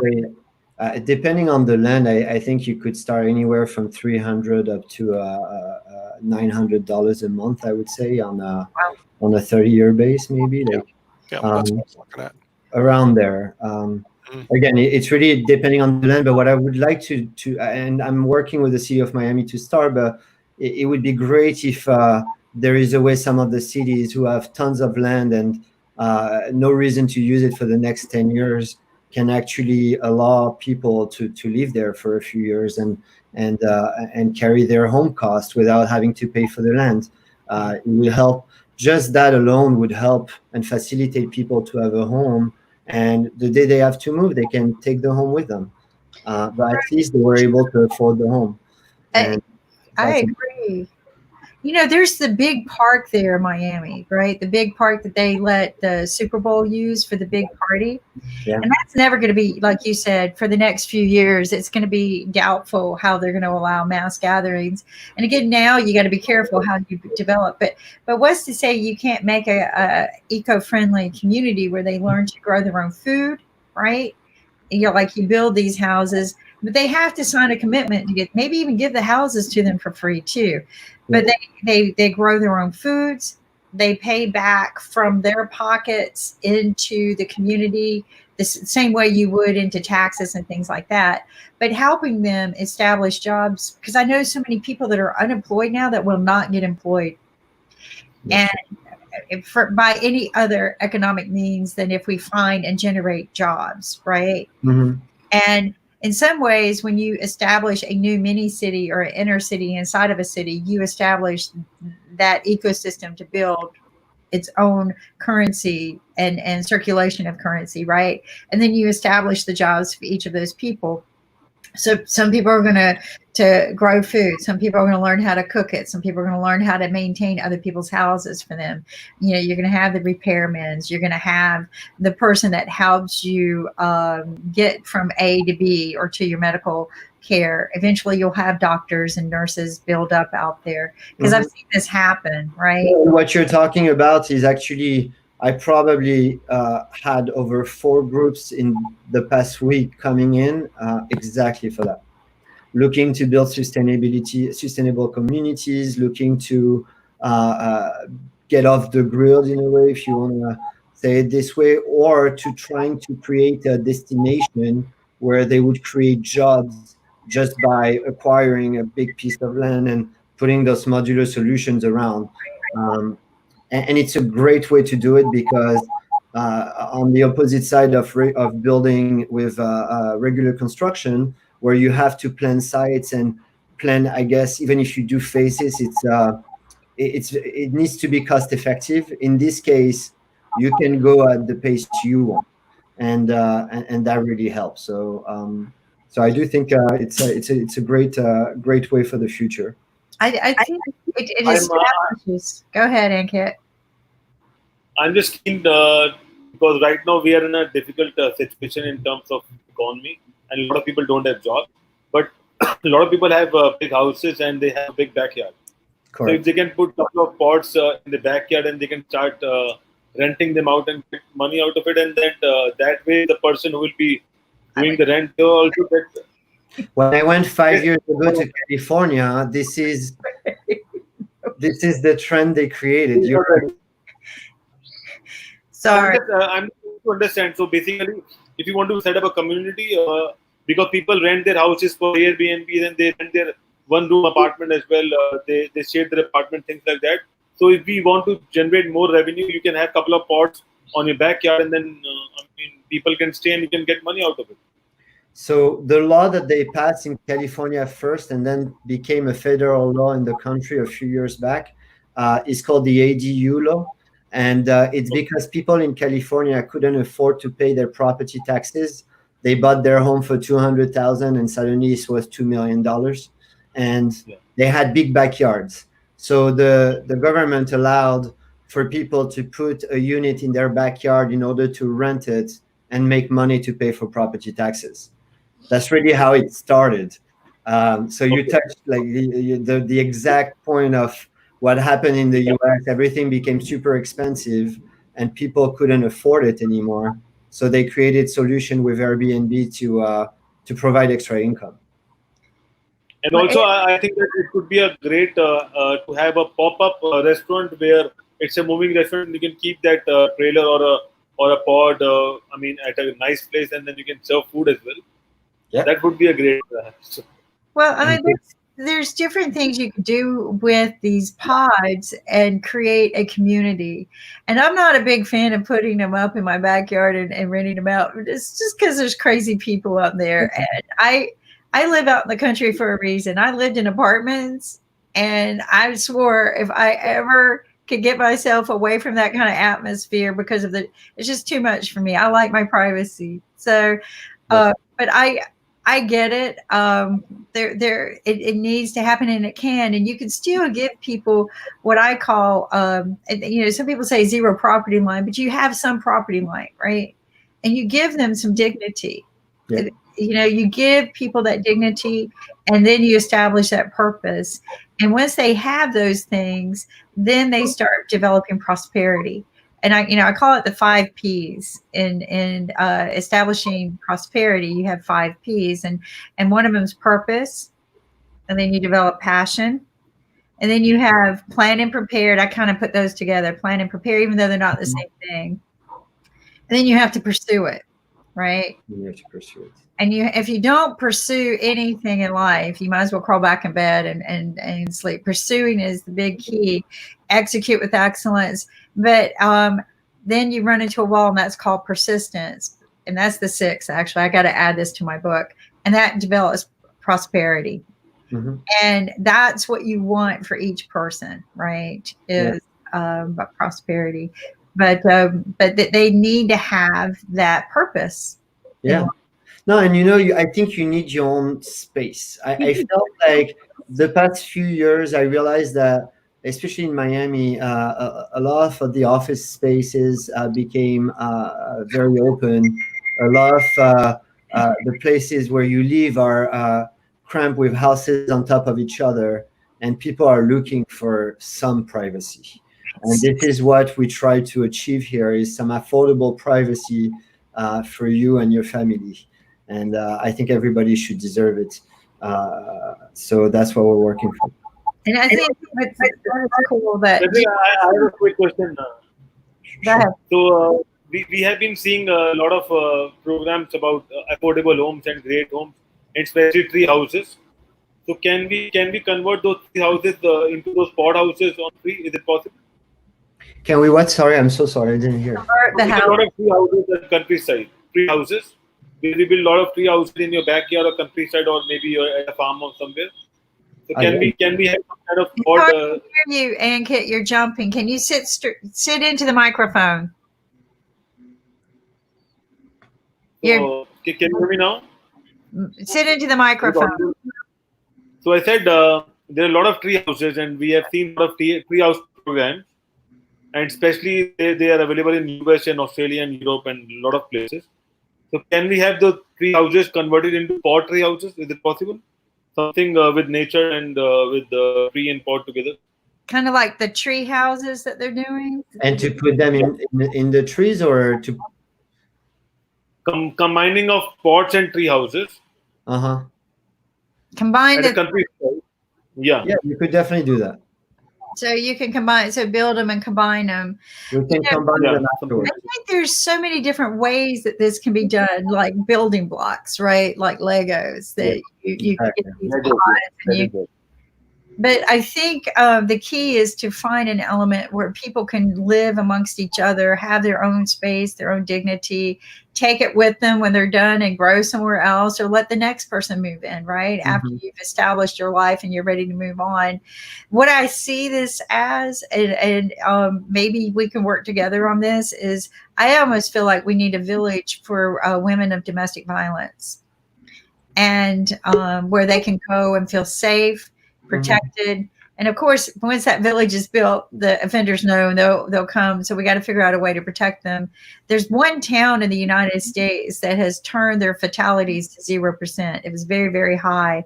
And so was their crime rate. But they had a zero tolerance for repeat offenders. The police officers took over the town. And they're like, we're not going to tolerate this anymore. We're not going to tolerate fatalities anymore. And by God, where the law can enforce things, we're going to enforce it.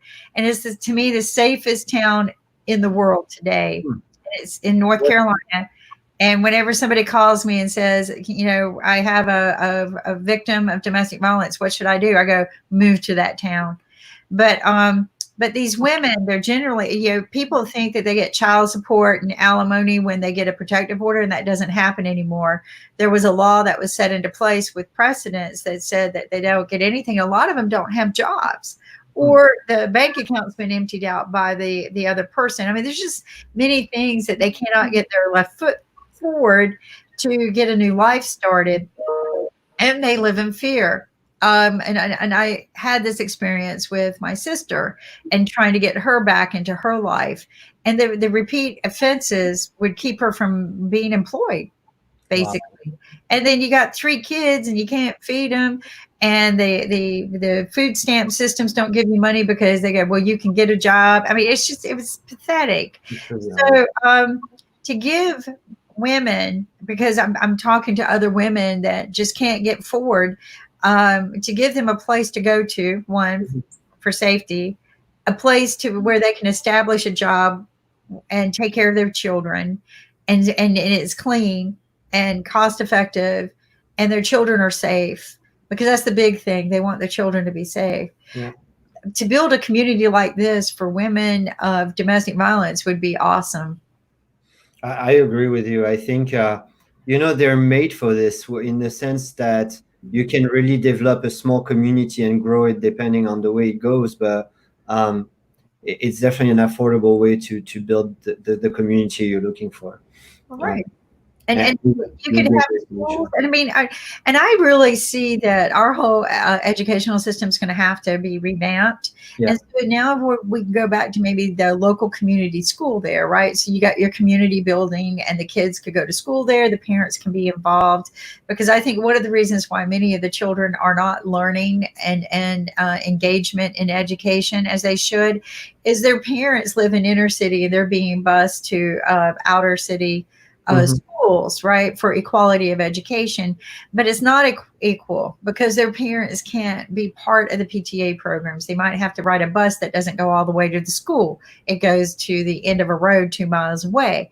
So it's never been a good ecosystem to begin with. So maybe this reset button, we can establish, you know, real community schools that have real quality education. I agree with you. I think this reset button kind of pushed families to realize that maybe they should be together, and maybe the kids should be closer to home. And we see this a lot in Florida, where people are coming home and moving back towards where their parents are and things like this. So I definitely think there is a shift in the society and the way people want to live. And if you work from home tomorrow, you don't necessarily need to be in one of those big cities, which facilitate and the way you live. So I do think that it created a reset, this crisis, and we're going to see it over the next 10 years apply to everything. I think, and I think smaller community living is going to become a more, more important. Yeah. And as we evolve, you know, people are upset that we're not going to go back to our normal, but maybe this was for the better. Yeah, there is always a reason behind it, even if we don't see it. So I'm assuming we'll see it soon enough. I know. And do you have pictures or a website that we can share with people? Yeah, so the website is miapots.com, and then I can email you some pictures to share. Can you text that to me, and I'll see if I can pull that up. If you can put it in the private message. Oh, let me see. Oh, did somebody already pull it up, Ankit? Let me see. And we have another guest as well, and I appreciate you coming. You know, one of the conversations too I wanted to have with you before you. There we go. One of the conversations I wanted to have with you is you're an entrepreneur, and in this shift, like all entrepreneurs, you know, we always have other stories, but you kind of shifted to do some other businesses to help with the COVID-19 situation. I think we all kind of shifted gears on that, and you got into other businesses. Am I correct? That's correct. How is that going? It's going okay. To be honest, it's not our priority, but because we had contacts throughout Asia, and because we had already built relationship with suppliers, when COVID happened and we heard about it, we decided to go ahead and buy PPE product, buy different type of supply that would assist with COVID-19, and we built a division. And that was also part of thinking of the process of how are we going to manage to keep employees and to keep people around and keep the office open if for the next 6 months there is no trade show and no way to meet people, especially when you start a startup. This is really not the way you want to start, but it helped us actually focus on the right things, and the PPE product helped us create cash flow in the company. So we built a division called Mia Medica that has its own website now, and sells all the PPE products. Well, you know, and the reason why I wanted to share this is because you have to pivot sometimes, or kind of grow different divisions of your company to do that, to keep the cash flow coming in times of challenging times. And not many people are aware of that, right? Because all too often you hear the pitch from people who say, you know, stay focused, stay narrow, stay on track of what you're doing. But sometimes you got to say, what else can I do? And you did that, and they kept you afloat. Congratulations on that. That was a tough shift. I've had a lot of people come to me in that that industry as well. I tried to make that shift, and it's been very challenging. It's just very tough shift. Yeah, it's very challenging to shift over and juggle doing that industry as well. I think finally I just decided to make contacts, let them make money, and I just backed out and said, you know what, I'll just connect dots and we'll see where it goes. But that was a smart move. And tried, it's there are waves in everything. So I think now is a wave where a lot of people did it, and now it's slowing down. So we took a step back, but we knew that this is something that is going to be necessary for the next year or two, and if we can create cash flow through that, why not? And that's very smart. And if you want to reach out for any PPE equipment, he is in that industry as well, because he had access to distribution channels. And that's what it's about, right? And Cedric, this is great. We've got another guest, Ankit, and we'll bring them up as well to and introduce everyone here. Hold on just a second. I'm having technical issues. Hello, good morning, good evening. How are you doing? I can't hear you. You can hear me now?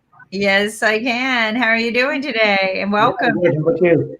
I'm doing great. What's new in your world? Well, the haircut. Of course, the haircut. It looks great.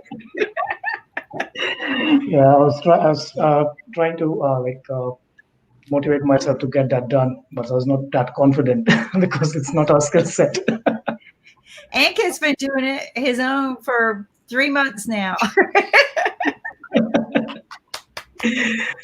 See, he became a barber, and he doesn't even know it. Now he can be a barber wherever he goes. But welcome and nice haircut. So tell us what's going on today. Yeah, so today we are planning to do a voice bot demo from Gravitas. So basically, we have done a COVID-19 chatbot, which has been built for different geographies. So we've got an instance for US, we've got an instance for Europe, and we've got an instance for UK, India, and an international instance which is powered by WHO content. And all the geographical instances are powered by the respective bodies in that particular geography. For example, CDC in US, NHS in UK, and we're using content from Ministry of Health and Welfare of Government of India for Indian instance. So that has been live at various organizations. We are supporting content provision, the right and accurate and specific content provision, which is required in these unprecedented times. But having said that, we are an agency which also have capabilities, different capabilities apart from text chatbots. So we've got voice capability as well. So we've developed one voice capable bot, which is live on our website for grabs. Yeah. No, so and Cedric, this might be of interest to you, and this is the reason why I wanted Ars to kind of tell you more about what he does. But chat bots, are the way of the future on our websites, and that's one of his big things. It's the best way to market nowadays, and get information and share information. I've even asked him, can he build me a bot that goes out and negotiates with other bots?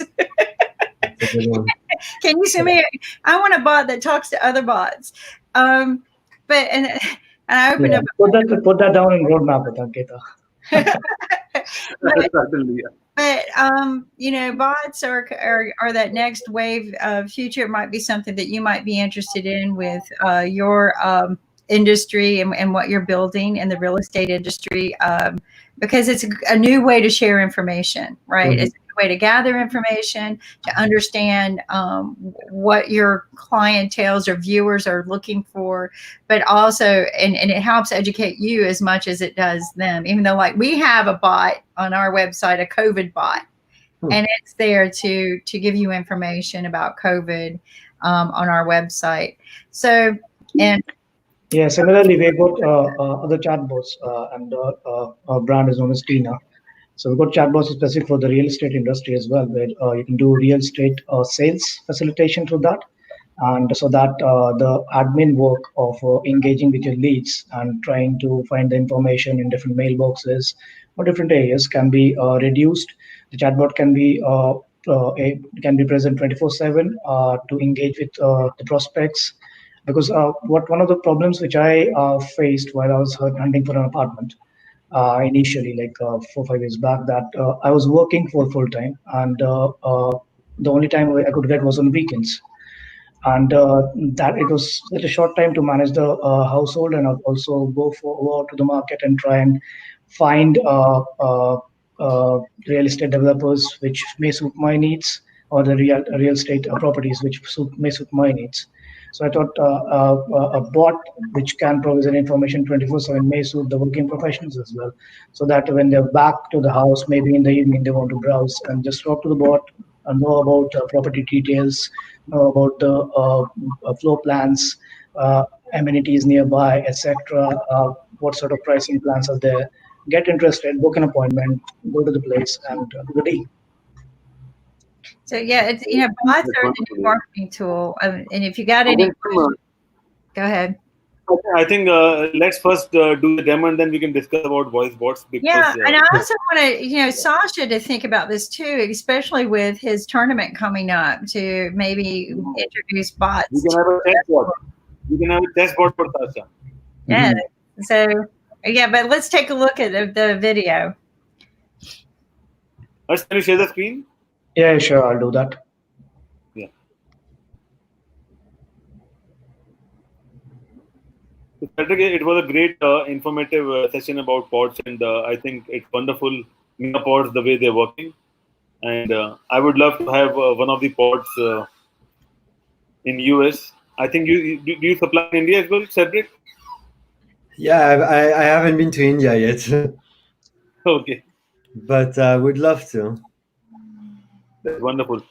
So what happened in India? That if you see the containers which used by the shipping and cargo companies, the old containers, people buy those containers and repair them and then use it for a restaurant or things like that in India.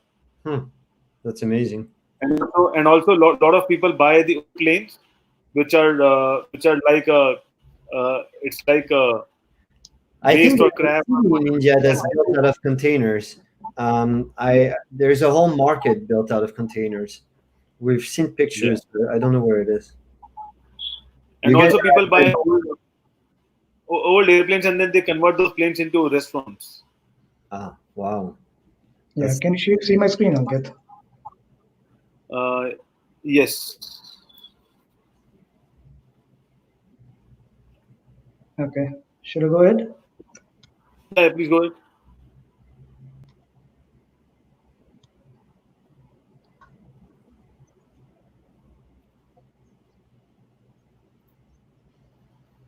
Okay. So this is a voice-enabled bot trained on WHO data. So let me accept the TNCs first. So conversational chatbots are trained in two ways. FAQ style, where users keep asking questions of their choice, and the bot answers the questions. The second one is conversation flow style, where there's a need to guide users through a specific flow of questions and answer so that they reach the target endpoint, getting all necessary information during the user journey. We can drive such conversations through buttons, is in text-to-text bots, as you can see on the screen, and through questions suggested by bot in voice bots. We just put a representation over there so that it can reflect what can be done through the. Okay, so let me ask, what is the coronavirus?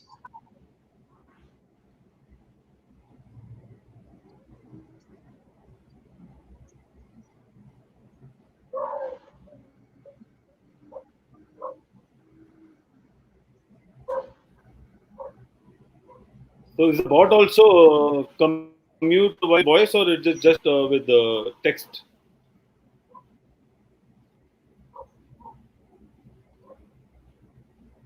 You can hide us. You can hide this. It won't come pop up. I'm not sure, Ankit. What is? Can you do one thing? Do you which browser you're using right now? For the bot.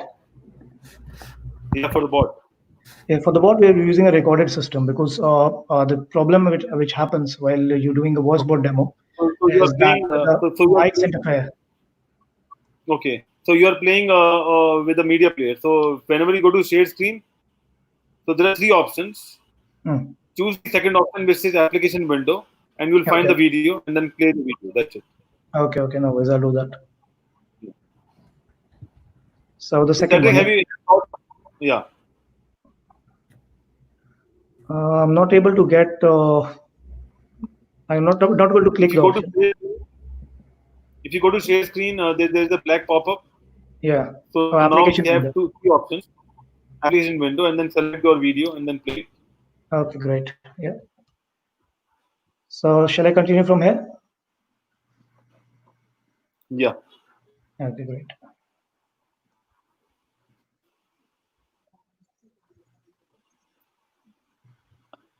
Okay, so let me ask, what is COVID? Okay.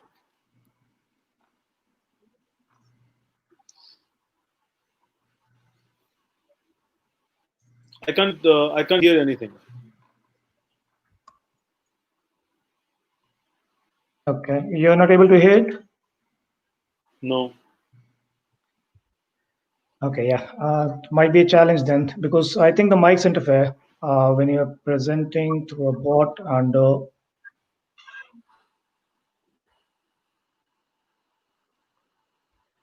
okay, so I think I'll have to work it out with my technical team. Okay. Yeah. Meanwhile, I can talk about it. Sure. Sure. Okay. No, so basically, the problem which we just encountered is about the mic interferences which happen when SSML-based voice bot is presented on screens, and that is a general problem which is experienced like during webinars maybe, because if you're doing a presentation in a conference on the stage, then it's fine. But when doing webinars, sometimes might interfere and the voice might not appear. But essentially, I was going to ask the bot a few questions about coronavirus. So what is coronavirus? And then I can maybe show the text bit of it. That would be interesting. This is very similar. This is almost like having Alexa, but on other elements, right? So this is way cool. Nick would love this. He had to beam out for a minute, but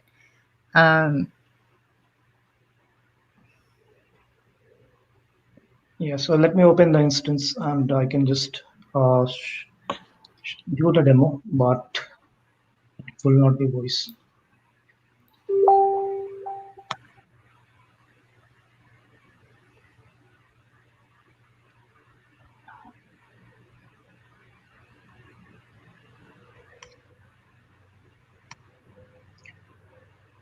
So are you able to see my screen now?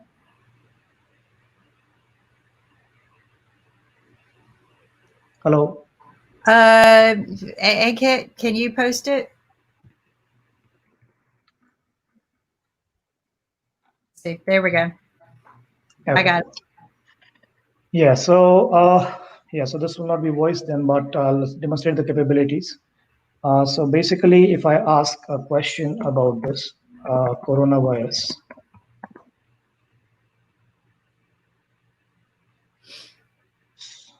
I think it's the spelling which is wrong, so might be the problem.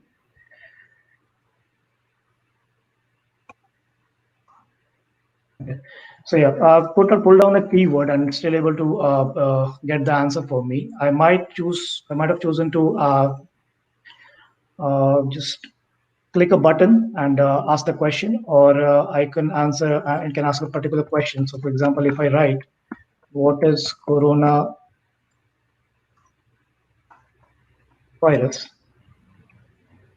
I'll still get the same answer. So that explains that the NLP is robust. It will mostly 80 to 90% times it will be answering the right questions, and sometimes when the bot fails, because bots are meant to fail, sometimes because they keep on learning from the type of questions which are asked to them. So that they can be trained in the back end, so that the next time when a user pops in a similar sort of question, they get the right answer. So I can ask, what is COVID? So you can see that deliberately didn't put 19 into it, but it was still able to catch it.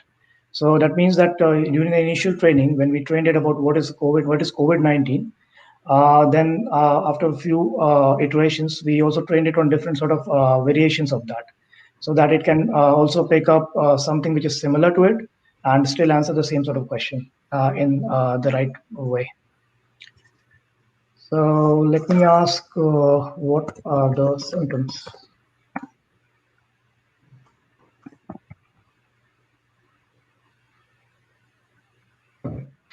So you can see we got an answer regarding symptoms, most common symptoms, what is it, what is there in terms of what information is there in terms of symptoms, and also provides me some information about some options, basically, which I can click or I can choose to ask, so that I get a response about that. So let's check if you can answer a statement. You can see a statement on screen. I can either click on it or I can ask it. So I'm unwell. So you get an information about what can be done in terms of being unwell. Stay home if you feel unwell. If you have fever, cough, etc. What you should do and how you should get information, etc. So this is a brief demo of Tina. Tina is capable of conversing in text, speech, in different languages, text-based, of course, and can show and recognize images, videos, etc. So yeah, that was a quick demo of the capabilities. I'm sorry that we couldn't demonstrate voice due to the mic issues today. So should I hand it over to Ankit? Where did? Okay. Can I hand it over to you, Kim? Here. Okay, there we go. Try to hand it over again. Ankit is having trouble, so I'm sorry. I'm trying to accommodate what's going on. But no, that was, the thing about the bots are that they are customized to help you address your client's needs or your viewers' interest. And you're able to help the client understand their own market through a fun and user-friendly interface. And I think these are a lot of the way the industry is going. And it gives you that almost that concierge feeling, right? In some cases, that or that little education person there that's giving you some information. And the first time I saw one was because of Ankit, and for some restaurant that he helped build a website for, and I go, wow, that was really cool, because it popped up and asked me questions like a concierge, right? Like, and I thought that was pretty interesting, to have some. It can generate a lot of interest because it's something which is very different. It's not a human still asking you questions, still trying to understand what your pain points are and try to answer or resolve those things here. Yeah, I mean, it's just a little bit sci-fi going on there to take care of you. I feel like it's like that extra concierge. When a human can't be there, we've got the concierge taking care of you and educating you and also getting your information. And, Sasha, this could be something that could really go into your tournament, to have a bot like this on your website. Sasha is I don't know if you know anything about Sasha Arsh, but he's one of our board of advisors, but has been with us for a long time. And also he's in Canada and connections worldwide. I'm not going to say Russia, but just worldwide. And he has this website called Chess Stars. And Sasha is really big into chess. And on his site, he teaches chess. They actually show chess games that were played over 100 years ago. Oh, that's interesting. Yeah, it's way Every cool. Saturday. Way cool. Watch this on Saturday, but it's cool to see that much data collected over the years, and they can actually replay the game from 100 years ago of two chess masters. But what's interesting about Sasha's site, which is very unique, is that he's developed a game in such a way that people can guess the next move. Oh.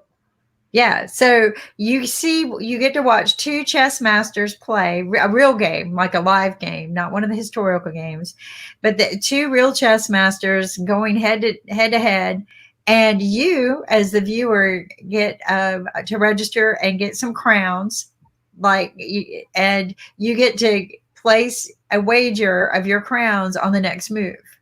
Okay, you can do 5 crowns, 25 crowns, or 100 crowns on each move, of course, before they're made on the board. So everyone has equal chances to win.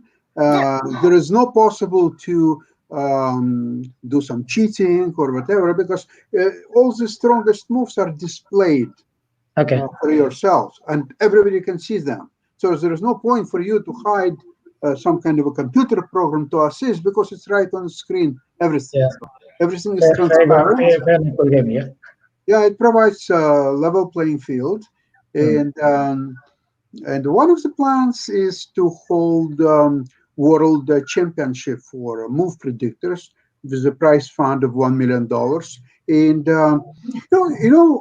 I'm thinking about, like, I was listening to various different business proposition and startups ideas and so on.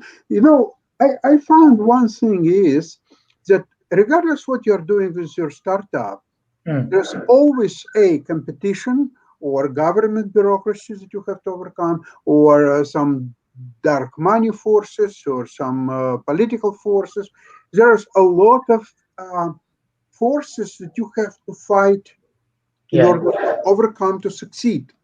In what we are proposing at Chess Stars, there is no competition, no opposition, no dark money, absolutely no nothing. I don't have to negotiate with somebody. I don't have to convince somebody. All I do, I offer people to pay $9.95 for a chance to win $1 million. It's just as simple as that.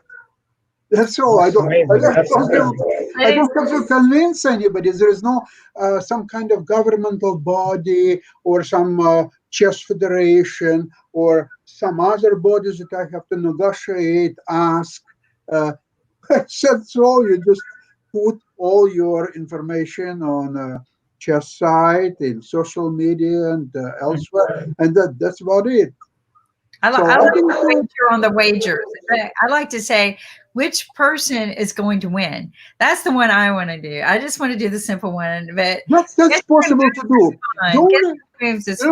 The only reason that we are not doing it now, because it's a very simple proposition, we are not doing it now because the company is registered in Delaware, and the server is on Amazon. AWS.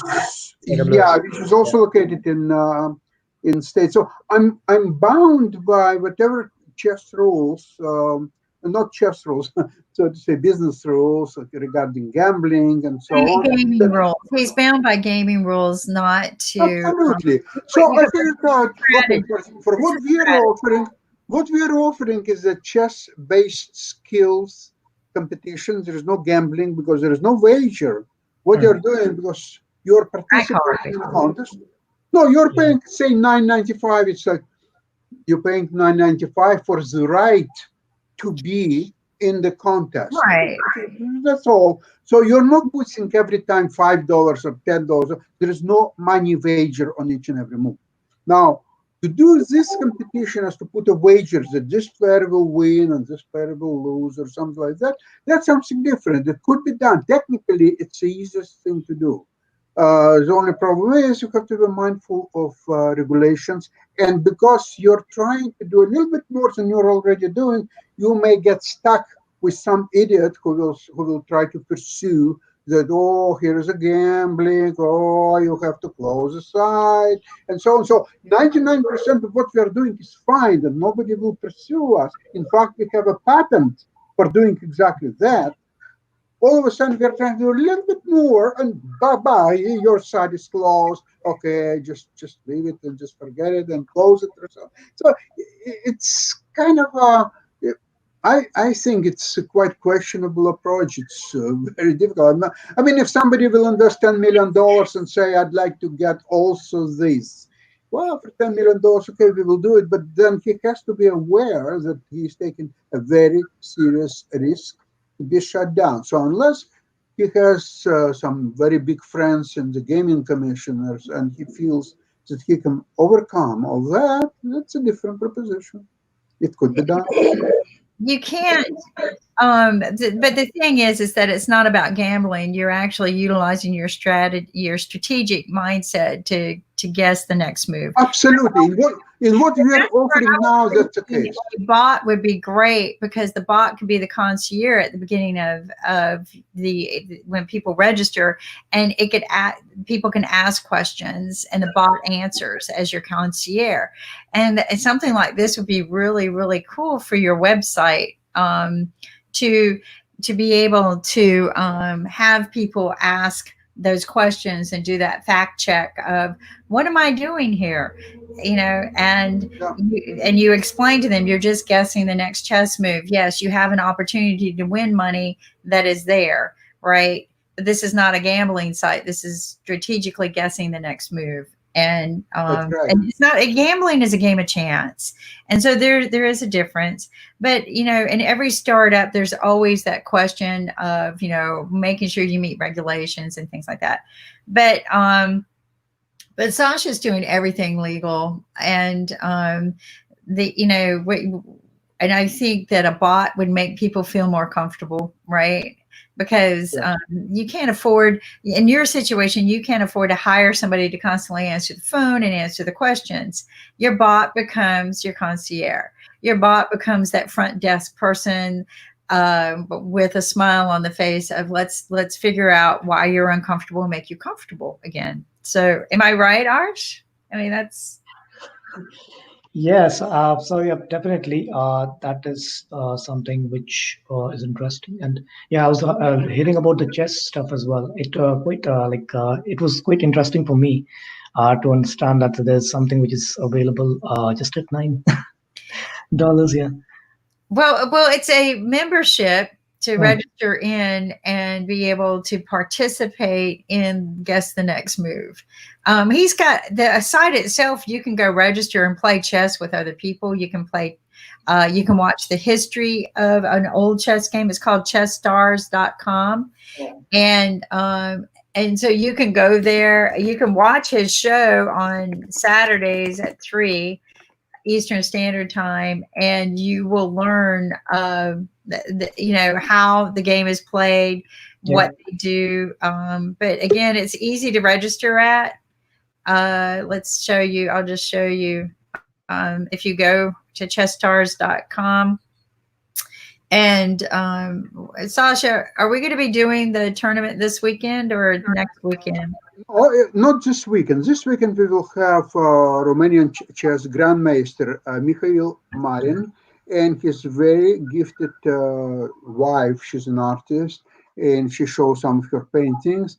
Maybe he will play a few games, same as Grandmaster Shirov did. And next Saturday on 13th, when we have Grandmasters Shirov and Marin will be playing contest against each other, 2 games, and that's where we are going to try a new system of video running right on our service, the Chess Stars. So it will be a complete picture of the game, the players, the commentaries, everything will be done right on the site. Right. Yeah, so I mean, it's all easy to do, but it would be interesting to have a bot there welcoming people to your site, and then you don't have to worry about anything, and people can register. And so, and again, what I like about Arsh is that here he is. He's the guy that can customize it for you, right? That Okay. Take a look at our website, chessstars.com. Yeah, sure. Yeah, and see if there is a lot of questions and answers site. So basically, all people need to know, they will find there. The only problem is that a lot of people are very lazy and don't have time, don't want to put any efforts. So they don't know what to do, and they are not going to move any, put any fingers on any buttons to find out, and they will.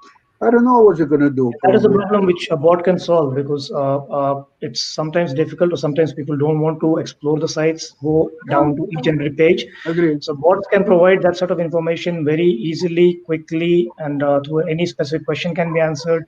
If you want any appointment, etc., to be facilitated through the bots, that can be done.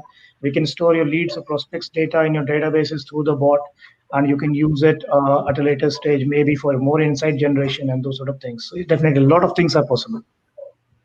And I think our bot can also announce the winners as well. Yeah, we can send automated messages, etc. Yeah, we can send automated messages, and winners can be announced through bot as well. Yeah. And maybe in future, bot can do the commentary for Chess Star. Yeah, if with proper training and developing some algorithms, that should not be a problem. Wow. Okay. That would be interesting. It would be like having Spencer come alive, right? My avatar for our artificial intelligence we were building. That would be interesting. But there's so much you could do. You could even have a bot. I'm sure you can take the bot to where when a person registers, and then it could walk them through, each page. Like you have a bot on each page that explains, this is what you're doing, this is how it works. I mean, there's so many things you can do with bots. I mean, that's good. That would be useful, actually. People would see it for themselves. Yeah. Kim, I think to answer your question, if you simplify bot means build, operate, and transfer. So whatever you want, you can build it, operate, and then you can transfer it. The technology is just simple, and that is what bot is all about. I mean, in science fiction, bot was a different me term, right? We use bots as crawlers to go into sewers and spy on things. So that is very interesting because that can also be done through bots, the website, and get information from the website. So basically, web crawlers can be integrated with bots. Web crawlers. So bots can understand the information on the websites and produce the information back. So this can be really useful for like very big sites which have got numbers, hundreds of pages, and it's really difficult to go to each and every page. So that sort of a technology can also be implemented, which is dealing with the unstructured language. Well, I mean, and I think a lot of people don't understand truly all the things that a bot can do, right? There's just, you know, we're just using it for this surface, but this is just the tip of the iceberg of what you can do and use it for. There's so many other purposes, and it's growing and scaling. And but I thought it was interesting to sit here and go, well, we could definitely do this in ChessStars and make it a lot more user friendly at the end of the day, more welcoming. Yeah, maybe bring in more people, because if a two-way conversation is something which feels more human, and when you start having a human conversation, then the relationship builds, and you start relating with the particular brand. So it's also very important. Bots in today's time, and also in future, bots will be very important from a brand imaging perspective as well. So, Ash, can you correct me? Whatever I'm saying is that if you talk about robots means a combination of multiple bots. Robots are also bots, but those are bots with bodies, if you say. So those are like this is also tangible. That is also tangible. I'll say it's more tangible. Like you can see the bot itself. A humanoid is a robot. You've got line follower bots, different sort of bots which have bodies. So I'll say robots will be bots which have bodies, and they are bots which have digital bodies, and those sit on your digital assets. Because people who don't understand technology, they think bot is something which is physical.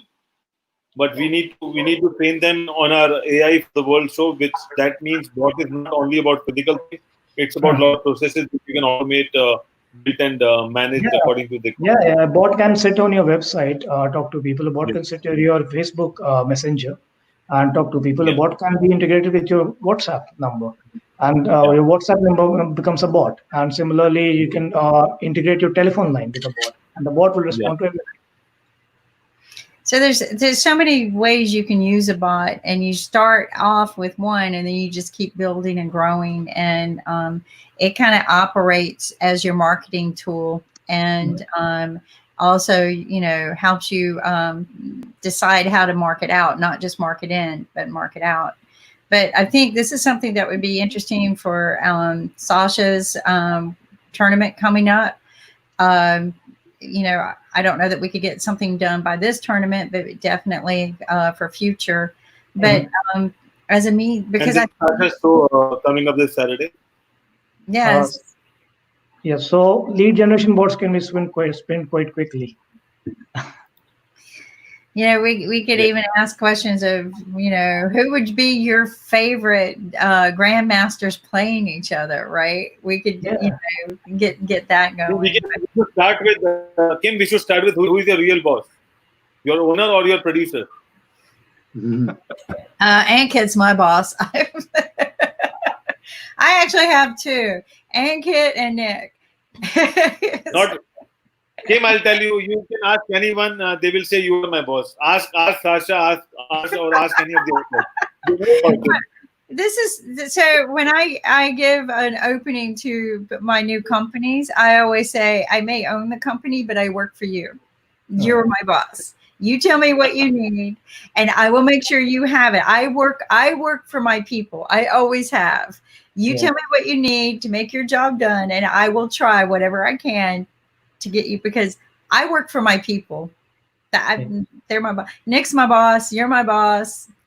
I'm impressed with that. Similar sort of thinking. Like it's all about collaboration of people towards a particular goal, and incrementally trying to get to that goal and do the value generation and move along and do it happily, merrily. instead of taking pressures, etc. Make your manage your work life apart from work as well, and collaborate in work. Yeah, I mean, I can't reach my goal if you can't do your job. This is what I tell people. If you can't do your job, I'm not going to get my goals met. So, I mean, it's truly about collaboration. I call it commanding and not demanding. There's two kind of leaders, right? There's a commander and there's a demander.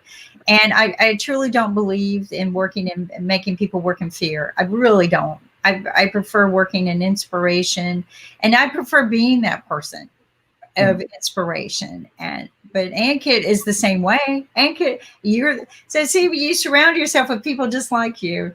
Sasha is the same way. Sasha I was about to say Sasha is a real boss.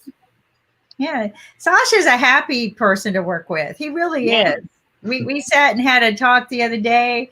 I was able to relax and have a drink while we were talking, or we had breakfast together and talked, and but over line, right? But those are the kind of people you want to work with, right? You want to work with problem solvers and people who want to inspire, and that's what I like about what we do on IBM TV is everybody that seems to come here, they get excited about this. They're like, wow, this is a great platform to share. These are the problems we have. How can we solve them, right?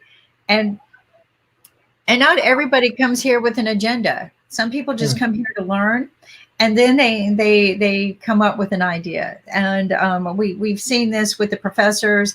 The professor from Yale, right now, he's giving us 12 problems he'd like to see solved. But when he first started coming, it wasn't like that. He was kind of like, I'm just trying to figure out what's going on here, and IBM is a great platform. I think it's a great platform to collaborate. Yes. And learn from new people, because people from different sectors, different geographies are coming here, talking about their business, talking about the work they're doing. And definitely, whenever I come to IBM TV, I'm hearing from people from different strands, and it's actually very encouraging. And I'm learning a lot about a few things which have been worked in different industries here. Yes, thank you. Thank you for that too, because I think when we work together, right, we become one, and we actually do something that the leaders don't want to have happen. And because I think they believe in divide and conquer, right? They keep us separated and we won't grow. But I think when we unite, we grow, and we solve these problems. And it's been fun, because even though maybe I've not been able to generate revenue for myself, I've been able to connect people who needed to be connected so that they can, right? And that's what has been awesome, is watching that happen in many ways, and watching Sasha's his dream come true, right? This game that he has developed. And the most patient person I've ever seen, because literally he has sat in meetings with us for a year. And I don't know when you had this ready to go, but literally sat with us for a year, every week, coming and just listening and talking, just sharing. And then he's been sitting with us every day, giving us feedback of what's going on in his world. And then one day he shares, I want to do this. So patience, learning, and persistency, and then execution, right? The 5 Ps that I preach on for prosperity. But you got to do that, right? You got to have a purpose, passion, plan, prepared, pursuit, and then persistence. That's my 6. I got to add 6 to my list. So persistence. But when we do all of those things, we inspire prosperity, which I call your intellectual property, IP, right? We inspire prosperity, but we got to do this, and this is fun. And so what's going on in your part of the world that is moving forward? Yeah, so we're working on a few things at the moment, which is in the pipeline. So we've done recently proven work on WhatsApp integrations, SMS integrations, etc. And there's more work which is going on in terms of making it easy for clients to manage the asset which we create on their ecosystem, so that they can handle it themselves, and it's very easy and intuitive to handle. and so that they don't have to depend on agencies to get that sorted. For example, the user interface which we give alongside the bot, we're trying to get into a direction where that user interface can be completely managed by the client itself. They can change whatever they want. They can change their fonts, colors, branding, whatever they want, so that they don't need to go back to the agency for each and every. So we're definitely looking at reducing the cost factor there, and also in terms of the artificial intelligence stuff we are doing. We're researching more on our NLP algorithm. Recently, there was an implementation of the COVID-19 bot, and in total number of conversations with the current NLP algorithm, we got 99.6% accuracy of responses. So it was only 0.04% which were answered differently. I'll say I'll not say not answered, but they answered differently. So that is the kind of accuracy we are aiming for, and we are constantly teaching the algorithm with more conversations and more things. We've trained it about with 400 million plus lines of conversations. Wow. To increase the accuracy, and also we are working through some cutting-edge solutions which will be powered through blockchain and along with the artificial intelligence part. No, that's. Arshad, I'm curious to know that are you a first-time entrepreneur, or you have a family with a lot of entrepreneurs? Well, in technology sector, I'm not the first entrepreneur in my family. So I've got multiple people in different sectors. My brother is a chartered accountant. He's got his own financial company related with accounts, financing, etc. And my other brother, he works in the fashion industry. He's got a company set up there. Also, there are other family members who were into business. So yeah, not the first one, but yeah, in technology, I think we have like a couple of us are there. We were working in the technology sector, so kind of like good for us because we've got close connections in all sectors. Yeah, that's wonderful to have brothers with different industries, and then you can cross. You use the platform and leads, and also work in different industries and get the expertise at home without any cost. Yeah. I don't need to for example, I don't need a company setup for someone to set up companies. So they are also based out of United Kingdom, or they are in some other countries? No, they're in different geographies. In Dubai, in India, and one is in the US. Oh, where at? Sorry? Where at in the US? Chicago. Chicago. Love Chicago. Love Chicago. It's a beautiful area. I got some friends there, but we got our sponsor here, Lynn, who you met before. Welcome, Lynn. Namaste. Namaste. Yes, it's a beautiful day. We've had a lovely day with so many great, you know what, it's Wednesday and we had startups show up and businesses show up. So things are changing for us today. I wish you would send the weather up here. We just had 80-mile-an-hour winds, almost straight line rain, flat line rain, and lost our electric, which is why I'm late getting on, but at least it's back. So anyway, but happy to be here. Yeah, and so we're seeing the winds here. The rain we had a couple of weeks ago. I guess we'll get some more of it. We are seeing some of the heavy winds here because we kind of judged what kind of work we do outside based on the winds, and you know the winds have been pretty heavy lately. It's unusual this time of year too. Very unusual. It's just been a very windy year, but that gets into another whole conversation, doesn't it? Yeah, this year is so different in different geographies. Like we had a cyclone yesterday in India, today in India. Yeah. Today, Today the weather is not that great in UK as well. So yeah. India and UK, and India had the earthquake last week, and I mean, just we had a big cyclone in the west coast earlier, in the east coast earlier, a couple of weeks back, and then it was west coast. Yeah. Wow. Well, we've had actually the third named storm by June 1st, which is the normal beginning of the hurricane season. Hurricanes are really cyclones, of course, but I don't know why we call them hurricanes. Especially, we should, you know, when they're named Charles, we ought to call them himicanes. But anyway, what can I say? It's like when I hear the word history, his story, right? You know, why can't we tell her story, right? Right. History is always written by men, so they say history, and I go, of course they call it his story, right? Yeah. Hurricanes, you know. Normally, used to the hurricanes were called women, but they changed that up a little. They changed that probably about 15, 20 years ago. Yeah. Used to be all women.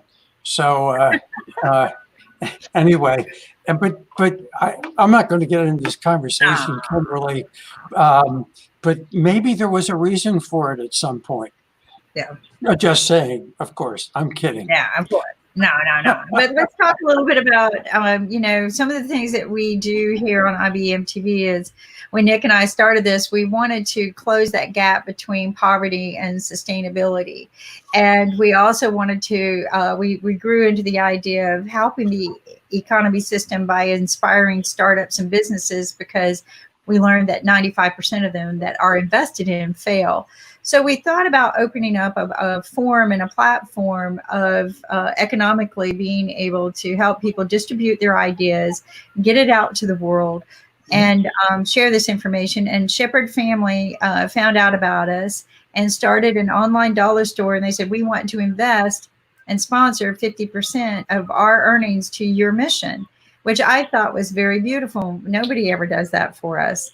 We're usually out there just trying to help other people, and then somebody comes around and says, we really like your mission. So I'd like to share with the world why the dollar store online is so great is you save money by shopping online, and you save time, and time is money. The richest people that Nick and I have interviewed, because we like to inspire people with great stories, is not about how you make your money. It's about how you manage it and spend it, right? And you do that by not just throwing your money away on things. And one of the things I found valuable about the dollar store is you actually have a few products that I like to buy at other counters or online that were costing $60 or costing $20. And it's under $4 here. And my shipping's free if I spend $25, which is pretty easy to do. You also, the store stepped up to the plate, and you started selling items that people need, like the surgical masks. And they're surgical because they're two different colors. You can tell that they are medically industry masks because they're two different colors. Right. But you're selling them at an affordable rate. Right. This mask individually being sold at the store right now, I would buy it in a pack for $5, hanging there at a brick and mortar store. Just that one little mask in one little package. I could buy a box of them for what is it? A box of $50. Right. For under $1 each. I mean, come on, people. And this is something that you're going to have. You need. The dollar store is also selling really great, what I consider, you got to be careful medical, but CBD products, right? And the CBD products are in just, you know, your simple shoulder patches or your patches that give you direct relief in the location is what I want to call location, direct to the location of your pain. And you've actually added the lidocaine patches, which is something I have used with my chronic disease. I have a chronic spinal disease, and sometimes the pain is very hard to control. And when you do direct to the location, it's a whole lot better than when you take drugs and medicines that mess up your brain or your organs. Because for 10 years, they gave me medications that messed up my organs, and I almost bled to death. In fact, it became fatal. They barely got to me in time. And I wasn't ODing on the drugs. It's just many years of using internal drugs and of course, that was the only thing they had at the time. Now we do what we call direct location treatments, right? And I have treatments done once a month. I go in for 28 shots for direct location to control the spasms in my spine. But But having something like this to, like if one of my shots temporarily stop working, this is cost effective. Do you know that a pack, you know, if I bought this through the pharmaceutical, through, and I didn't have insurance, it would, a box of them would cost me probably $700. Wow. Wow. With lidocaine. So that XL patch that you see right there is 2 patches. I think we sell for $4.99. I can't see, and the same exact package on Amazon sells for $19. So it really is crazy. When you can do something so affordable and so easy, and it's the same identical product, just like one of the cosmetic products you have is the same identical product that Amazon has for $60. Right. You can buy it for $2. I mean, why? And it's the same milliliters, same everything. So I don't understand why anybody would want to spend that much more money when you can save money shopping the dollar store. Dollar store has all the fun items that you need for your household, candles, birthday party supplies. Oops, I think we lost Kim.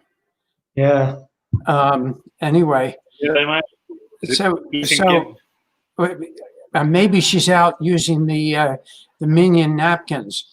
She you know, she's very emotional about the Minion napkins. So anyway, but no, she's right. So we have all these things. We have discounts.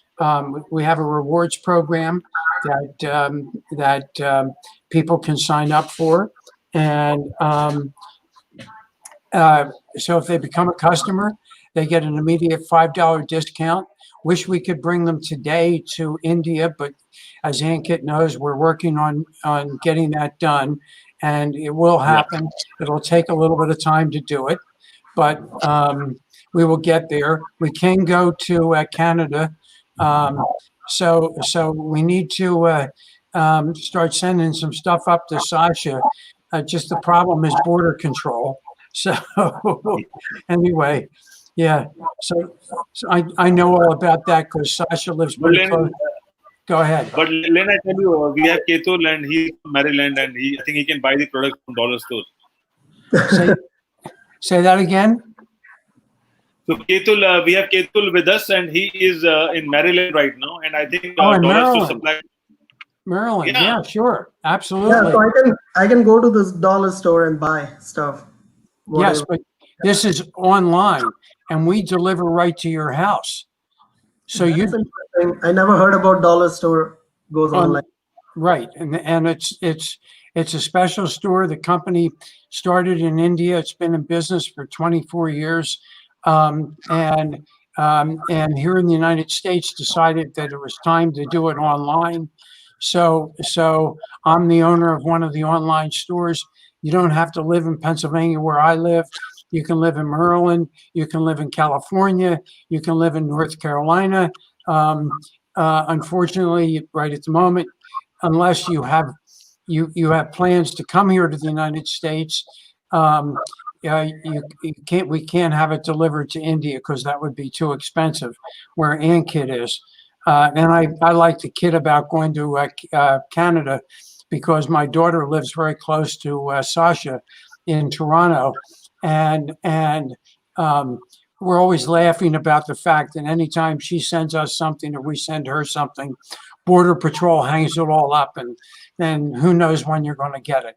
So, but no, so we have discounts just for you becoming signing up to be a customer. You get a $5 discount. Ankit, where are you when we're talking about the $5 bill? Let me bring it. He's going to find his $5 bill. He usually lifts it up and goes like this, okay? And then you order $25 worth of stuff. Shipping is free right to your house. And then because you got the $5 discount, you're only going to pay $20, and you get all these great products that we have. We have name brand products. I can't control the screen. Oh, there it is. See? So the $5 bill. Oh, no, don't, Ankit. Yeah. So question for you. How about the price between the dollar store online versus like any other, online stores like Amazon's or any other like Walmart.com? Like, what is the price difference between both of them? Well, that depends upon the product. Right. So as Kimberly was saying, we have a product. None of the four of us who are on here right now would worry about having wrinkles in our skin, but people like Kimberly worries about wrinkles, but she doesn't have any. So she's been working on that for a while. But women worry about the wrinkles. So we have a wrinkle product. Amazon sells it exactly identical product. Amazon sells for $67. We sell it for $4.99. $67, $4.99. Plus, they charge another $4 for shipping.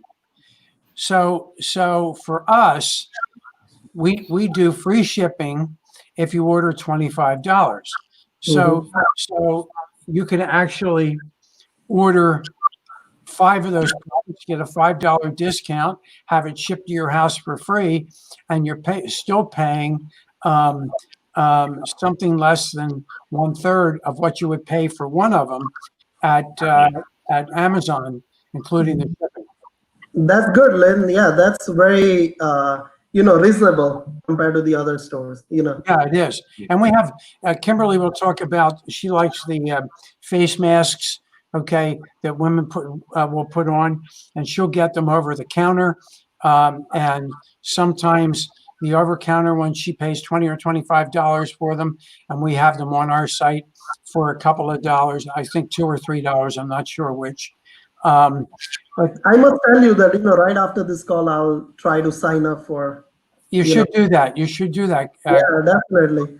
As long as like we don't really care, like as long as we need product. Right, and if it's available on your side, and if it's like reasonable and save money for the consumers, right, then that's all matters, right? Well, there are 3 things that matter here. Okay, maybe 4. Number 1, we deliver to your house. Yep. Okay. All right. Unless you live in a community like I do, and I have to go to the post office because we don't have mail delivery. Okay, small community. Okay, number 2, we're cheaper. Okay, so it's helping people who are trying to close the gap between poverty and financial sustainability. They're able to save money. But number 3, we donate half of our profit to the owner of IBM TV, which is Money Masters, to support the mission of financial education and financial fitness, okay, for people, because we believe in that mission. So it's a win-win-win, and why not sign up? So definitely, yeah, I agree completely. All you do is go to the IBM.TV site, okay, click on the green button. And if you happen to be colorblind like my father was, it's round. We make it easy. And you click on the button and you'll go right to the store. You can sign up as a customer immediately. You get, where is it, Ankit? What do you get when you sign up to be a customer? Here he comes. $5 discount. There you go. And then place your first order. Oh, and by the way, every time you shop, you get another discount. Okay, so it's for every $10, it's an additional $1 off of your next purchase. Yep. So there you go. And it's very easy to shop because you have to pay online. It's an online payment gateway which is there on Dollar Store. And Lynn, I would introduce Ketul. He's from the online payment industry and he understands how the payment works online. And we'll be discussing about the payment gateways and how the payment will work. So, Ketul? Yeah, Lynn, so I work in the payment industry, right? So all the credit card payments, e-commerce. Oh, do you? Okay. Yeah, and basically we understand how to take payments, with whatever like different transaction types or different payment options. Like for example, on your store, right? Basically, you have right now is like what the card payments, like you enter the card number, Right. and you basically store the card on file and then run every time when you buy stuff on your store, right? Or you're going to send that same card number to the bank and process the transaction, right? But there is a lot more other things that, the payment options available who can do like a lot more other things compared to not only the card number that, pass from one point to the other point, but a lot of other identity. Like, for example, me, as like I mentioned in the last call that we had, that me, who I am, right? So it doesn't matter. You don't need to send the actual card number from your dollar store online to all the way to the processor who process that payment. You can send one like a random number that basically linked to my profile, right? Oh, wow. That number float basically from one point to the other point. So, you don't need to float your card number or customer's card number every time when they buy stuff. And that is the other advanced industry. And that is what I think the reason what I wanted to talk about is more about the cashless industry, how the cashless payments work. So like if I ask you a question, right, what is a cashless payment? So everyone knows the answer. It's like basically you don't need to carry your cash, right? All cash, you can still buy stuff. Right. But there are a lot of other use cases that basically linked behind the cashless industry. Like, for example, if I tell you, like, how do we make the city like completely cashless? So there are a lot of ways to do that. First, we have to understand what is the normal human being do, right, on the day-to-day basis, right? So like, for example, you wake up, you get ready, now you have to go to the work, right? So now either you can take your own car, or you can rent a bike, or you can take a taxi, or you can take a bus, right? So the other option, that is the first use case. Now, let's say you don't have anything and you were planning to rent a bike. Now, first use case is like you have to open your phone, search the location where the nearest bike available for rent, right? So that's the number one use case. Then let's say you find the bike location. Now you went there.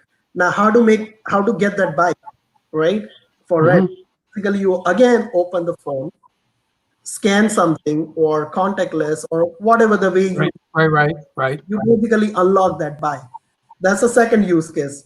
The third use case is, again, you dock that bike back, that now you don't need it. So basically, you close that transaction, right? That is, again, you have to open the phone and end the transaction. So that's the third use case. Now the fourth use case is, let's say you are near the office and like you wanted to have a coffee, right? How do you do that? I'm talking about like the normal basic use case that what human beings do. Right. So the fourth use case is like, let's find the coffee shop, right? So what is the nearest coffee shop available? And then you go there and buy a coffee. So now it's a fifth use case. How to make the payment? Again, you open the phone, make the payment because you don't have any cash with you, right? The sixth use case is like, say, during the lunchtime, you again go out for the lunch. Right. And let's say you buy a lunch, again, same thing. So 7 and 8 use cases are like exactly the same as you bought the coffee. Now the 9th use case is like at the end of the work, you're gonna go out for the happy hour with your colleague, right? Now, again, you search for the place and you went there. Now you're waiting for the waiters to come to your, table, right? Order. You don't need to wait. Let's say, there is a QR code sitting on the table. All you have to do is scan, and the entire comes to your phone, right? You order online, right? And then the food will be served at your table without even waiters. Like, waiter didn't come take your order. It's, process on the back end. So that is like 10th and 11th use case. And then finally make the payment. You don't need to worry about the split tender or anything because everything you order is online from your card on file, right? You are, and you're not splitting with anyone. So technically, everything is like, pretty fast and easy. So like, these are like the basic 12 use cases that like normal human beings do. Right. Now the point is, yeah, Ankit, go ahead.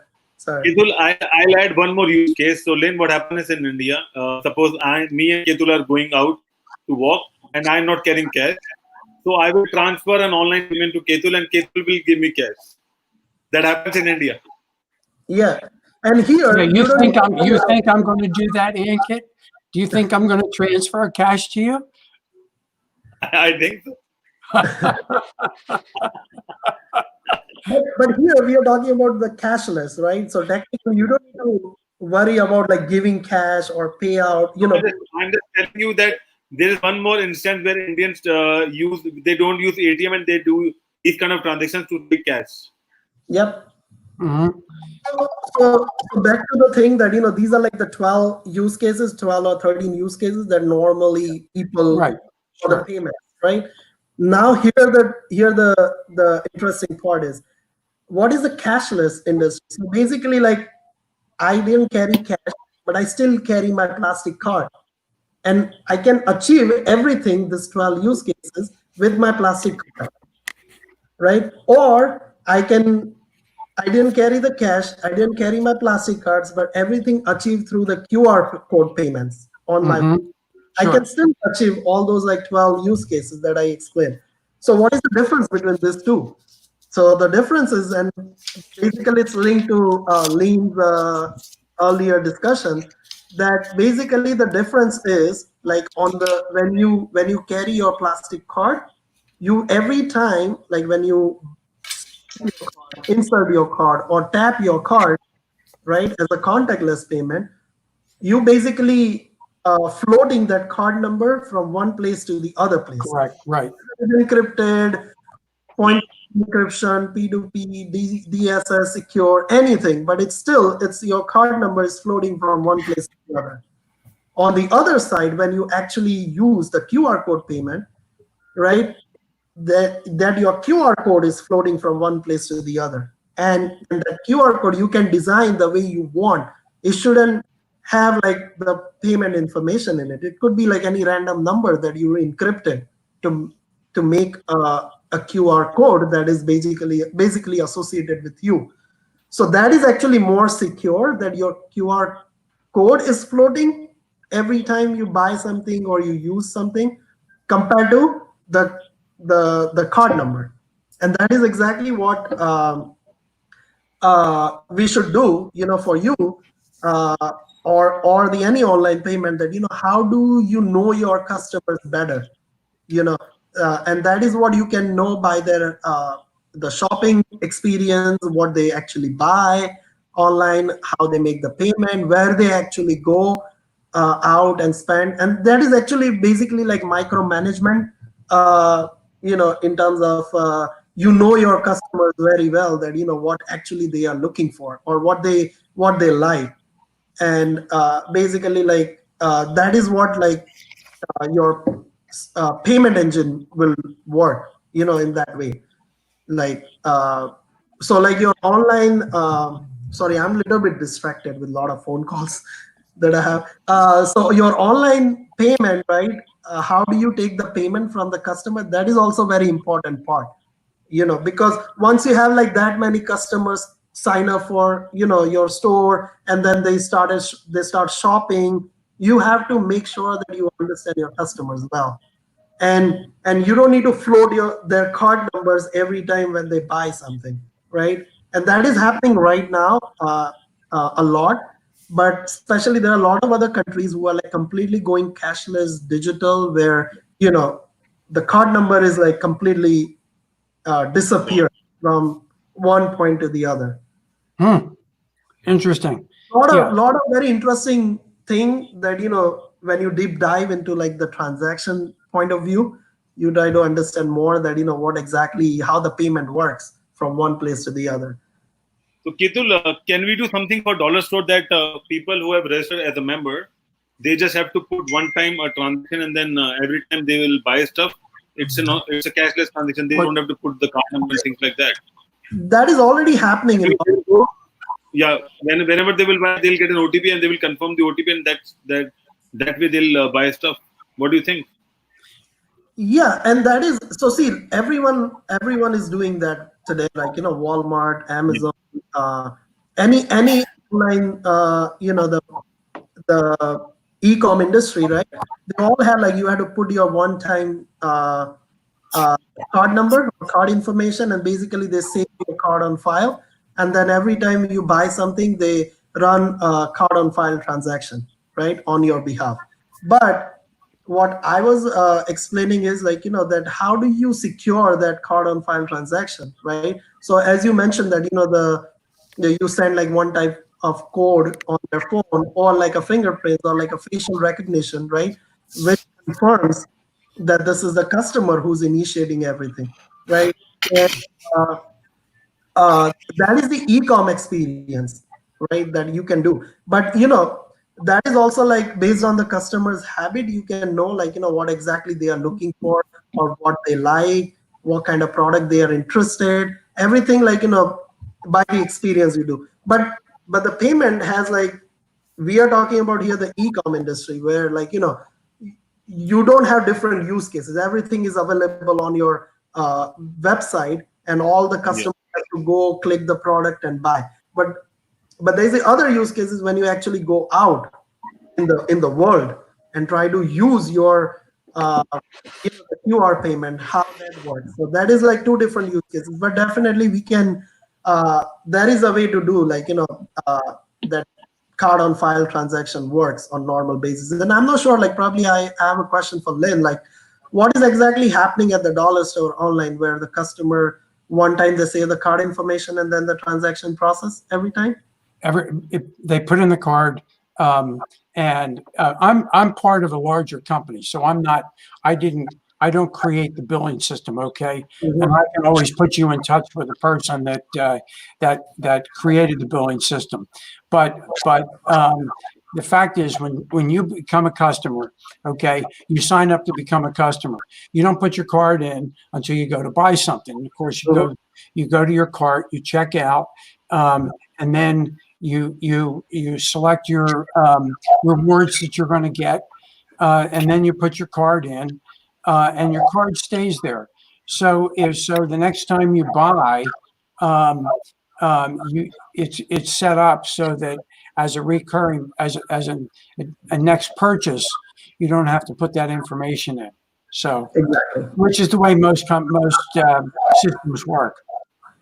Yep. But how do we make sure that I am the one who's initiating that transaction the next time? Well, you have to have a password to get into your account. So I wouldn't call it second level encryption, but it's like additional encryption, because you can't buy a product unless you can get into your account. So yes, somebody could come in and they could basically they could use your account if they knew your password. So yes, they could.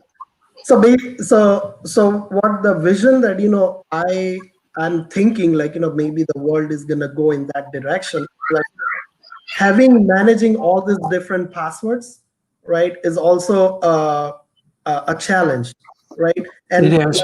Imagine like you have like 10 websites that you normally use to buy stuff, right, or groceries online. You have to manage all those passwords. So the thing is like let's say like everyone's agree, right, all the different merchants, and let's have like remove all the passwords, and every time you make the transaction they do your fingerprint scan, or like something like that basically like more secure to take the payments. And then you don't need to worry about your the ID password, because anytime you go, based on your search criteria or based on that information, it will show all the products that you are interested to buy. And then during the payments, all they confirm is like facial recognition or the fingerprints, and that is like basically unique. Or in India, like recently they started with the Aadhaar card. It's like one kind of a green card number, right, in America.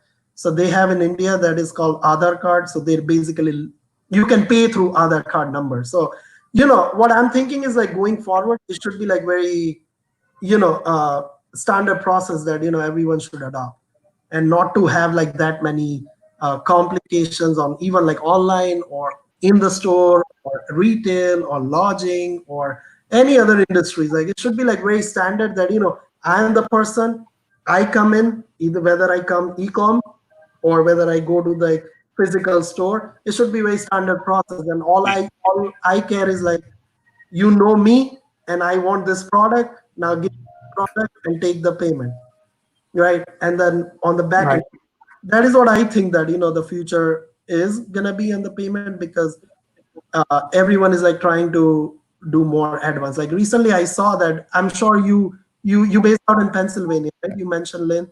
Yeah, Pennsylvania, right. Yeah. So probably you heard about the company like who actually delivers the gas to your house. And that is also e-com. So you don't need to actually go to the pump, to fill up the gas on your car. Really? Yeah. Yes. You can search on Google, and you find the name. But that is also very interesting. Now, how do they take the payment, right, for your payment? Right. Sure. You don't want your card, right, your payment card to register everywhere that service, because if let's say if tomorrow if one company compromise the data, right, you have to worry that your card information might be there, or other side if the other compromise the data, you also have to worry. So I don't want to have that headache all over because my card information is everywhere in all the different channels. So the best part is like, how do we eliminate that entire sign up or sign in, and then have like, more advanced way of taking the payments and providing service. That is what I'm thinking now, especially because we follow like, the trend that in America, especially that, like, for example, before we had a cash tenders, then we started using the swipers. But on the other part of the world, which already use the swipers for the credit cards. And then in America, we build the chip in, like, which is the chip card, which has already been like old in other countries. And then again, now like contactless and Apple Pay, which is like, for example, India already has that method of the payments. And now again, there's a newer thing, which is like the QR code payment, which is already available in India, right? Yeah. At this moment as we speak. So how do we like get more advanced, more thinking ahead compared to like, follow like some other footsteps. So that is what, it's an interesting topic, to discuss about. So that's an interesting discussion, and that's why we have Ketul with us talking about payment and what are the future ways to get paid. And Nicole is always interested in the payment section. So Nick, always interested in fintech. Yeah. Fintech is a big industry and very profitable industry. You have to think about it. All these transactions, 5% goes into fintech. Okay, and at first I go, well, 5%, that's not very much. But then we start doing 100,000 transactions. There's 5,000. Somebody's going to get paid. Or it's the credit card company, the person who designed the system, people are going to get paid. When that do 1 million, well, there's 50,000 going into fintech. See, you do 10 million, there's 500,000 going into fintech. Yeah. So guys like Ketul, he's not stupid. He knows that there's money in fintech. Okay, because actually, if you heard Nick, the company called WeChat, right, which is very famous in China and other parts of the world, and especially in the US now, it's like more advanced now. The Chinese customers pay through WeChat. You know how many transactions they did? I have no idea. Nope. Only in China is 5.7 trillion transaction last year. Yeah. Well, so can you imagine like 1%? Sure, that's the name of the game. Even if they get 1% of the transactions, it becomes a really very, very profitable business. And that's where PayPal made their mark in, was in the fintech industry. But there's been other people that we've met with who's made their mark in fintech. As a matter of fact, there is a whole show in Las Vegas. I don't know if you've been there, Cattell, the Money 2020. Yeah. And so this year probably is canceled, but waiting for next year to go. Oh, really? Okay. What city are you in? I'm in Glen Burnie city, is like close to Baltimore, Maryland. Okay, you're on the East Coast. Okay, Yeah, right. So it's not a big trip to go to Las Vegas and meet all the competitors, as I would say. Yeah, I've been to High Tech one time, and I've been to like a lot of district meetings that the customer have, like like district meetings, or IG and the Marriott's seminars, and also I attended all those. And but I'm excited for I was actually excited for this year, like 2020, to attend all those a big payment platform that where people talk about it. But then because of this COVID situation, it's just like kind of dead. Yeah. But waiting for next year now, to attend and like talk more about. Yeah, because I mean, it's a big industry, and it looks like because we're in such a consumer world where people like to spend money on things and transactions. The middleman sits there and $100,000 transaction takes place. I mean, they make $5,000. I said if you do $1 million, they make 50,000. Do 10 million, you made 500,000. Well, now you don't make all that because you got to split it through all these different systems. But there's like a lot of other back-end systems involved, But the main part is like, how do we how do we make it like more secure and like more well-known in the industry, because there are like so many players available, to do that, right? So you have to create your own brand, like where the customer trusts you with it. And that is exactly like my whenever I talk to any customers, like it's very straightforward that I make sure to make them understand like what exactly the transaction works, how the transaction works, and that is the only thing that I talk about. It doesn't matter if it goes to this company or that company or anywhere. Make sure that they understand the cost. You want to keep the customer happy because you get 5% of everything they make. What can you do? By the way, there was a guy we interviewed whose name was Tom Volante. You may run into him. He founded Yapstone. He's been on our show. As a matter of fact, he's on the Money Master show. Runs right now on IBM TV because he runs continuously, and he does 16 billion a year, maybe 18 right now, in payments. Okay, now if you go do the math. I mean, 5% of 18 billion, he's got some money coming in the door. Okay. Now here's the deal with that. For him to get there, of course, he's been doing this for 20 years. But the thing is, what happened is he started a long time ago. He got in the business early and wanted to find a niche. His niche market was getting real estate, people who rent real estate, to use a payment system. Okay. Now, back 20 years ago, they didn't want to. They wanted checks because they knew, hey, look, 5 points come off. I'm not going to take that. But over a period of time, he got all the apartment complexes to move over to payments. Well, then he got involved in something called VRBO, Airbnb, and back officed all their payments. And then all of a sudden now he has 18 billion a year in payments he's processing. Well, like I say, go do the math. That's not a bad business to be in, because you get a percentage of everything that everybody spends, basically. So anytime I look at payments, I go, okay, that's a percentage. Now, since I own and operate a business and we have to make those, we accept credit cards and checks. Okay, I always like the check rather than credit card because of that. But at the same time, Kettle, okay, you go, hey, look, it's a cost of doing business and a cost of collection. In other words, collecting accounts can be a real problem. So sometimes at 5 points, you go, I'd rather give it 5 points than, because I know now it becomes a collectible account. I don't have to mess with it. So from that standpoint, now from your standpoint, the real issues, I guess, is cybersecurity on all these. How do you keep people from, how you say, stealing your credit card and your identity? What are you doing on cybersecurity? So what the next information that what I'm thinking of is having a temporary QR code, right? So basically, that I'm gonna have to is available only for for 2 minutes or 3 minutes. That is available, right? And all you have to do is do your business, right, or to take the payments and everything, and then basically that QR code is unavailable after that. So basically nobody can actually steal that information, because it's, even though if it happens, it's completely useless.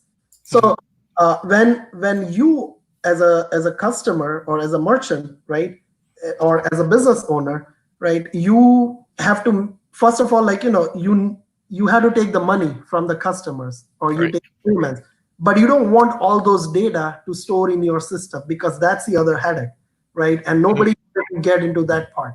But still, you have to know your customer. So this is what it is when the payment happens, it's that the code is only available for 5 minutes or whatever the duration that you wanted to set, and that you finish that payment through that code, and basically that code is unavailable after that. So none of your data is there in the system. Nobody can hack, right? Or even though if they hack, it's completely useless. It's useless because it's a one-time code.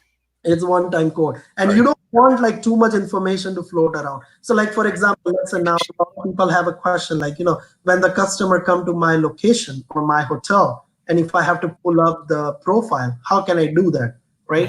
So basically, you don't need that profile available 24/7. All you need, that profile is available when the customer is in front of you, right? When you have to take the payments, or when something is related to that customer, only that profile comes up, right?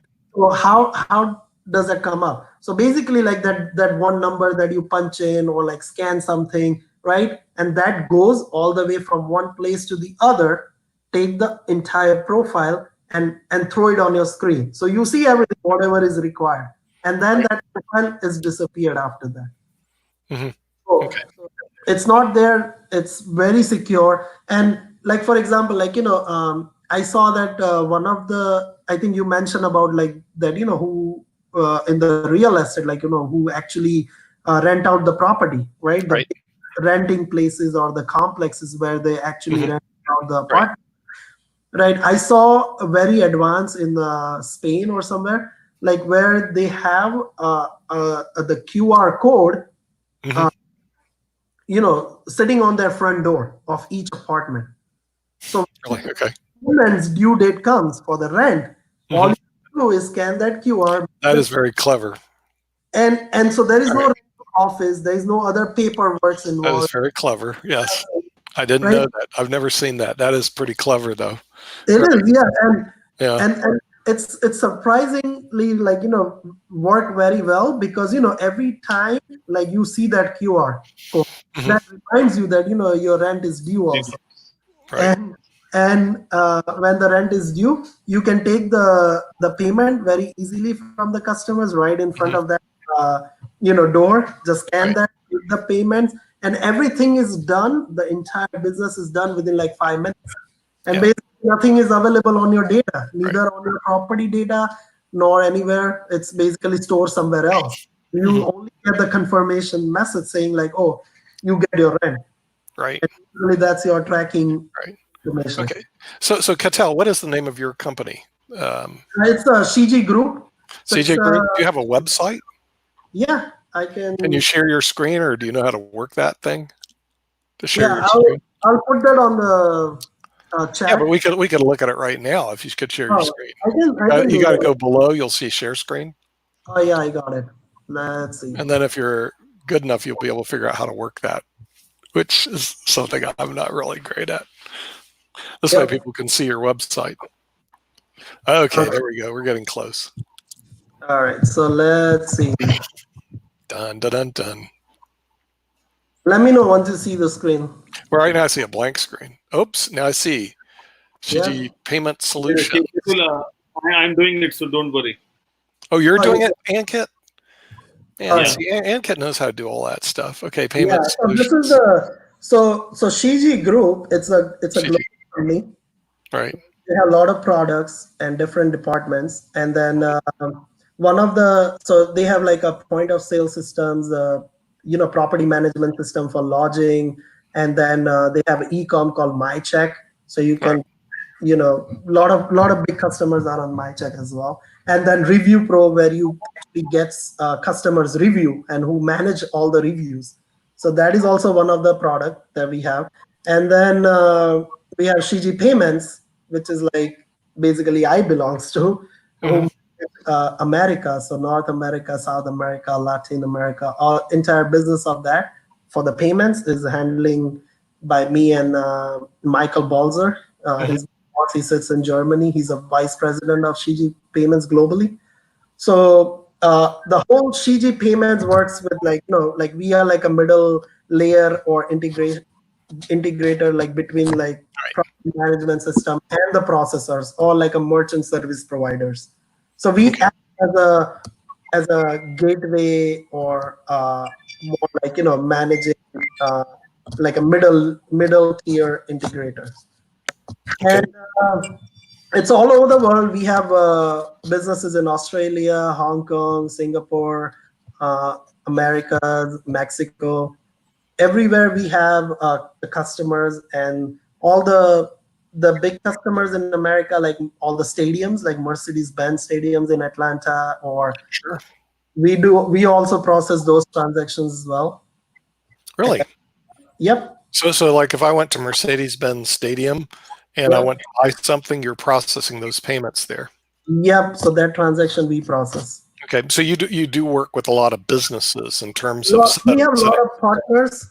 Yeah. So front end partners and back end partners. We have a lot of partners that we work with, like First Data, Alevon, TSYS, all those like back end partners. We have front end like NCRs and other. So it's or we also have our Shiji Group products available as well. So does CG like let's say you own a business, because I own a business out in Salt Lake, and they set up to receive payments on credit cards, okay, which we did a couple of years ago.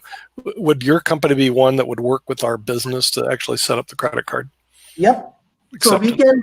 Yep. So we can basically take your location and help with like the devices, what you need, or whatever kind of like the payment options that you require. We can take that, we can process to your merchant service provider that you, let's say like you have a account at Bank of America, or your financial accounts, then we can take care of entire transaction. So or we also sell the point of sale system or the property management system as well, if you don't have and you're like thinking about it. So we do like all kind of like products available that. Well, how much CG? How much payments do you guys process?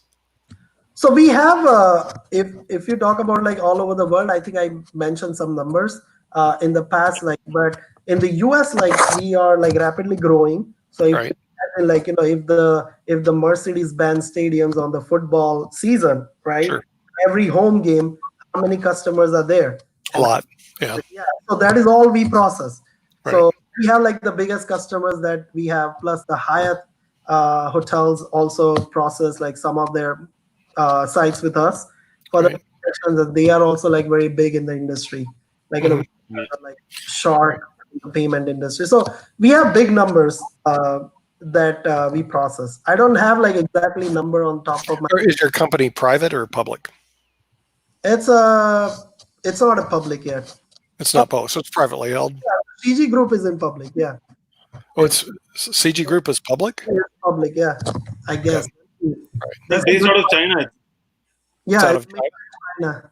Okay. Well, I mean, the thing is, it could be out of China, but publicly traded, or it could be out of China and it could be privately held. So, I was just curious. If it's publicly held, you have access to more information than if it's privately held. Privately held, tough to get information. But frankly, even a public company, a lot of information can't get a hold of it because it's considered trade secrets. Okay, in other words, there's some things they just don't want all their competitors to know about, and so they just don't broadcast it. But the thing is, the payment industry in of itself has been a very fast-growing industry, the fintech. And I think when I was at the Money Show a couple of years ago, they had like 11,000 people were there in Las Vegas. And I was shocked because I thought, okay, there'll be a couple thousand people here, 1 or 2,000. And if you go to our website, IBMTV.com, the first page, you'll see our interview with John Scully, who used to be the CEO of Apple Computer. We met him at the Money Show. That's where we actually met him. And we filmed him at his penthouse. So it was pretty clever. And he actually was involved. The reason he was there is involved in fintech with a company called Lantern. I have no idea where it's at right now because there's so many of these fintech companies out there scouring the world, in terms of setting them up to receive payments. One of them had a very clever device that you could actually walk in a store with your cell phone or something like that and walk out with the goods and would automatically make all the payments for you. Is it like you have to scan something or no? You just walk in, you walk out, or you walk in, you order dinner, and you walk out. I'm not sure how that works. What? So there are a lot of devices with a ring or a chip, maybe, and you just have to. I don't know. Cattell will tell us when he goes to the Money Show next year. Yeah, probably. I'm more interested to know about that. How? Yeah, but in the Cattell in the restaurant industry, for sure, they walk in. They order, they walk out, they never touch a cash register, and everything's paid for. So that is the other thing that I mentioned like earlier that how the cashless trend works, right? So you don't want like the customer, right, or the merchant to invest a lot of money on the devices and the computers and all that. Like, how can we go beyond that? Situation where the merchant doesn't want to involve anything on this like all those devices, but still they're able to take the payments, and that is what the static QR that is very popular in India. So probably it might be that is the case like when you enter to the store and then take the product, scan it, and then leave. Like for example, Apple Store, right, in US, right? They have that option available. Like you can purchase online. You can just go to the store, right, and take a picture of your payment of the product, and then take the product, and you can leave. You don't need to go to any register. So that is there's one more thing. There is one more thing, Ketul. So when we use a UPI in India, so whenever I order to a restaurant, they will share the confirmation that you have to pay this much on the time, and I just have to type okay. That's it. Yeah, and that is what like they are the I have to type okay. I'm not sharing any information. They already have my information. They will request for a payment. I just have to say okay, and payment is done. Yep. So that is called like they are the one creating the entire request on your behalf, and all you have to do is confirm the request. Or there is the other side where like you are the one who's creating the request, like scan the product and like whatever the price, and then you throw the payment to their their account. So there are two ways can do that. It's possible either or. Mm-hmm. Yeah, and like probably like the next session, like Nick, Ankit, like if we have like other the fintech guy, on I would love to be on that so we can discuss. I can see if we can get Tom on. Like discussions about like how the system works. And I'm more interested towards the Nick mentioned that how they actually walk into the store, get the product. More about that. I don't know exactly how the technology works. In other words, how they automatically know all the things that you purchased on the way out the door. There may be some SKU numbers, something that transmits so that they know what you bought. But the grocery stores and restaurants, in other words, walking in and walking out with products, it seems to me that's going to be the wave of the future. And cashless transactions, for sure. They did studies. Cash is actually, even though Ankit loves cash, matter of fact, he shows me what the United States is all about. Show me the American flag, Ankit, because he knows what the American flag is. Okay. There we go. That's the American flag. Now you know. Okay. The Benjamin. Okay. But see, the problem with cash, it's actually dirty. It contains a lot of germs, transmit a lot of diseases. It's not a good thing to have. Where if you can do a cashless transaction, it's actually cleaner and safer for people to do it for COVID-19 purposes and other purposes. And also, like, you don't want to carry like too much stuff with you, when you go out. And that is the other thing that I'm not very comfortable with that. Like so last year I'd been to like 4 countries, and I had like almost like less than $100 cash with me. Still I was able to pay everywhere with plastic card. Yeah, you had to carry a card with you everywhere. That is also one of the headache that like you might lose someday or somewhere, and then you have to call the bank, stop that card, and all those like other things. So this is what the new trend is, like cashless, like go completely without plastic cards or the money, like dirty money. Yeah, you don't want to carry dirty money. You want to carry the plastic cards. There's no question about that. I was in St. Petersburg, Russia, and I got pickpocketed. I was going and I knew all about the pickpockets. I mean, it wasn't anything unusual. But what happens? I put my hands up to take a picture of the St. Peter's and Paul Cathedral, and I got a bump. Boom! And I thought, oh no, I'm being pickpocketed. Pretty alert. Reached in, my wallet was gone. And these 2 guys get running off. I stopped one, but he didn't have it. The other guy must have had the wallet because I grabbed a hold of him and searched him. Okay, here's the problem, which you didn't know. I don't carry any cash. It was all credit cards, but I had all the numbers. I called him, canceled all my cards. He didn't get anything. So I was really a bad mark for him because I usually, when I travel, I don't carry any cash. It's all credit cards. So there's some advantage if you travel a lot to actually carry the cards. Another advantage, is that they give you incentives on the other side, such as free flights. You get a lot of frequent flyer miles. You get cash back. Cash back, I'm not that interested in, but I get a lot of free flights. I like that stuff. Yeah, but still you can achieve all that, without having, carrying the card, like for QR codes or like card on file thing. You can still store your same card number, right? So you get all your miles and everything. But the thing is, like, first we have to make sure that like the world adopts this new cashless trend, right? And it should be available everywhere, right? And how to achieve that, the other thing that only the payment side, like if you make it like more flexible to take the cashless transactions, but it doesn't solve your problem entirely. Like you have to make sure that the world is also adopting that technology, right? And like I was looking at like one of the countries that in 2012 they were like 60% transactions are like on the cash, right? And then right now it's like only 30% on cash. Right, of course. I mean, even our company, we started accepting a lot more credit cards payments, and then I got the reports that it's costing us to accept the credit card payments.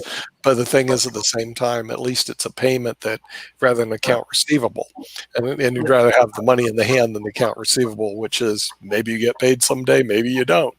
So it kind of is the way it is. Now, your company is it located in mainland China? The Zhihai Payments? Yeah, so we basically have offices in US. We have in Atlanta and Bethesda, Maryland, and in Hong Kong we have other office, and then in China, obviously. So it's in Australia we also have one office there, which is like recently, and in Hollywood, Florida, that we recently opened a new. So it's like a globally. Are you headquartered in mainland China? I guess that's my question. Yeah. Yes. Which city in mainland China? Is it Shanghai, Beijing? There's like I think it's in Beijing, China. Beijing, China. Okay. Now here's my other question. Can they watch IBM TV in mainland China? Earlier today we had a lot of people from Hong Kong on, so I know in Hong Kong they watch us all the time. It's not a big deal. But if you have some friends over there, ask them if they can watch IBM TV. We're available on the World Wide Web, so all I have to do is Google it.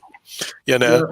Assuming they can. Right? A lot of other websites are like pretty restricted, right, in China. So I'm not sure if they're able to access that. But I'll happy to ask. Yeah. Check out to see if we're watchable in mainland China, because I know in Hong Kong we got people here, get people in Europe, we got people in Italy, we have people in Africa, we have people in Malaysia. I mean, all over the world watch IBM TV, and the only two places I haven't been able to check is Russia and China, and so if you do have some friends over there, ask them if they can type in IBM.TV and watch us over in mainland China. I have no clue.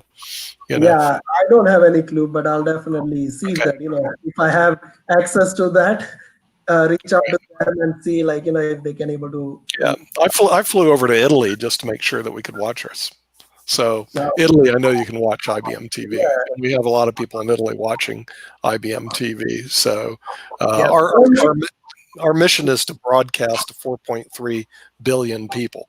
Now, Ankit has 1.3 billion followers himself because he lives in New Delhi, and they have plenty of people over there. Right? Plenty of people, yeah. And that's why I think that's the reason that, we all have to, we all have followers, right? So we just have to make sure that, they follow us and watch IBM, right? And that's always an interesting topic discussion that we have, which is like very encouraging people to watch. Yeah, and fintech, a lot of people don't know about. When I went to the Money Show years ago, I was going there for financial planning purposes, investment, stocks, bonds, real estate, things that I actually do.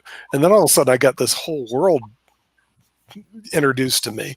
Financial technology. I said, okay, what is it? It's payments. I was going, are you kidding me? And then I met some people like John Scully, who was involved in it. And I met Tom Volante, who was involved in it. Adam Dell was there. Mm-hmm. We interviewed Adam Dell. His brother is Michael Dell. We interviewed him. He was there at the Money Show. I was going, are you kidding me? All these people were involved in this thing called fintech. And I was trying to think, what's the big deal here? And it's payments. And I'm going like, that's a whole world that in financial services. That is exactly, I was mentioning on like very first discussion. Hey, Kimberly. Hi, Paul. How are you doing? I'm good. I'm tired, but good.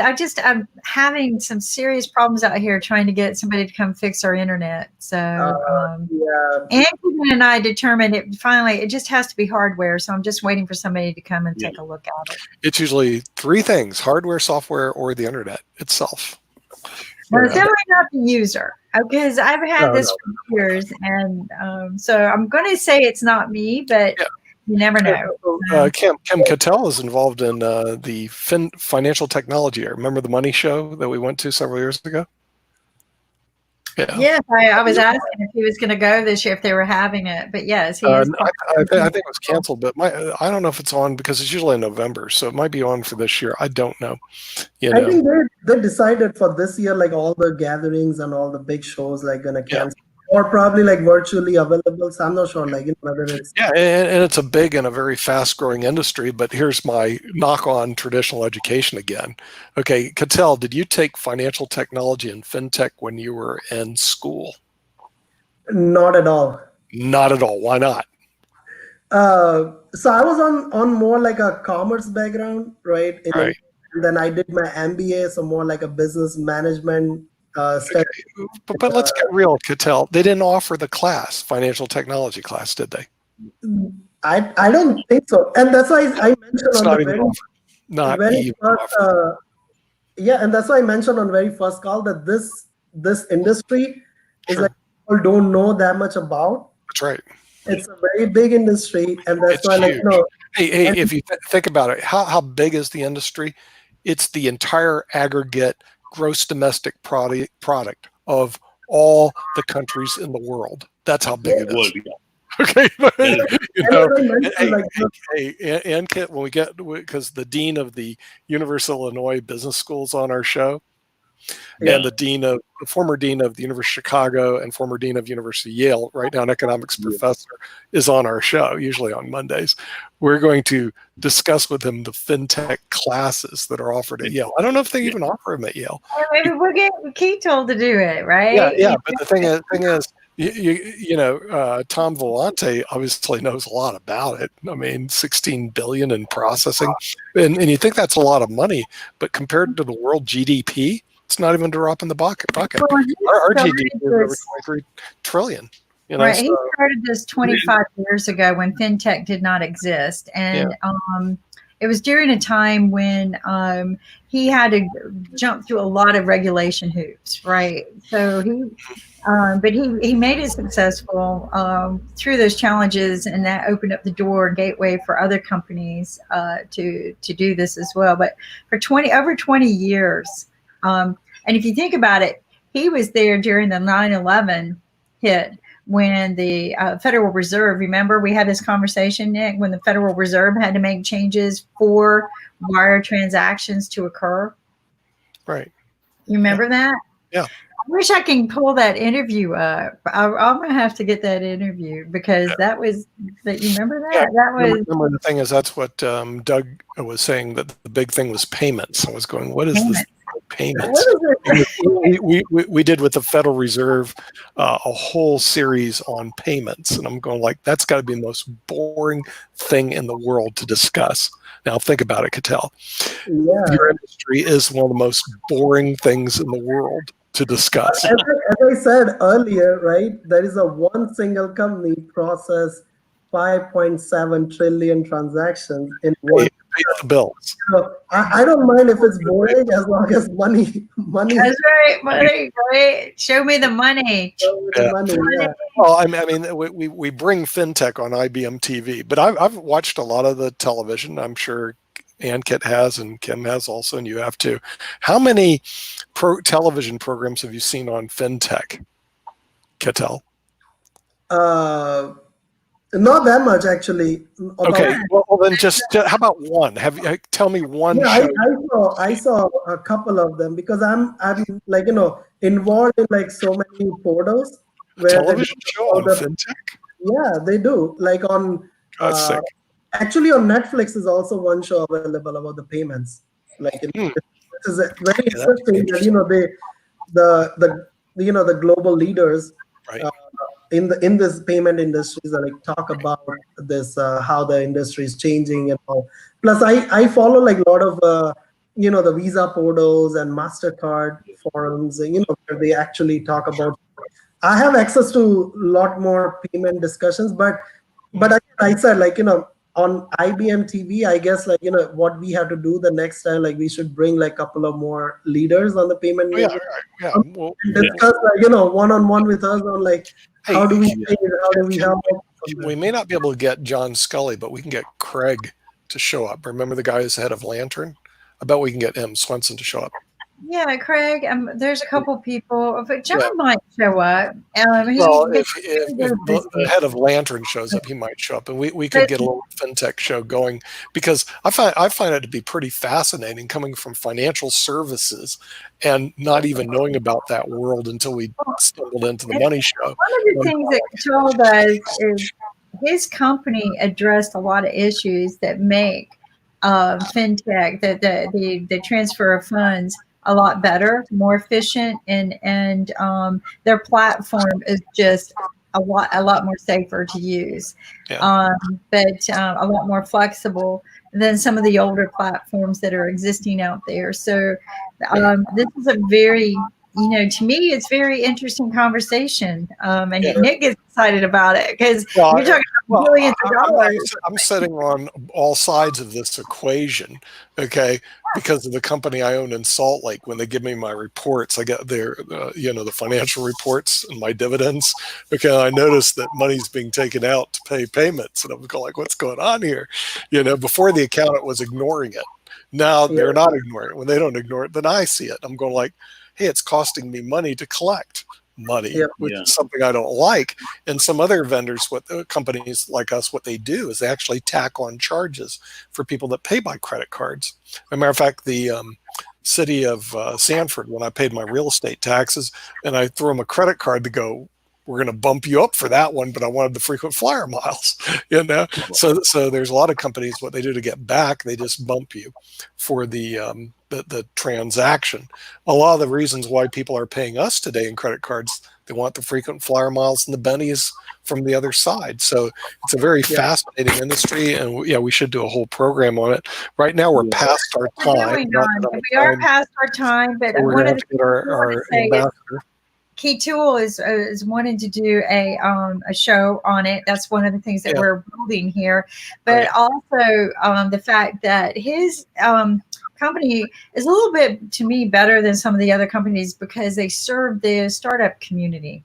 Mm-hmm. So this is something that we have. So unlike some of the other companies that went out there and just hit one area, they actually serve a lot, and including startup companies. So this is a good place for startups to go to if they need a means to transact electronic payments.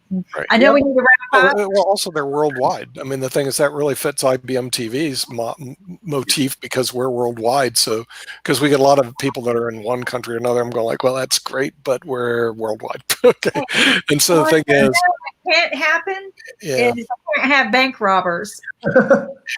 Yeah, I mean, so yeah, because you're worldwide, it actually hits closer. You can't have bank robbers on an electronic bank.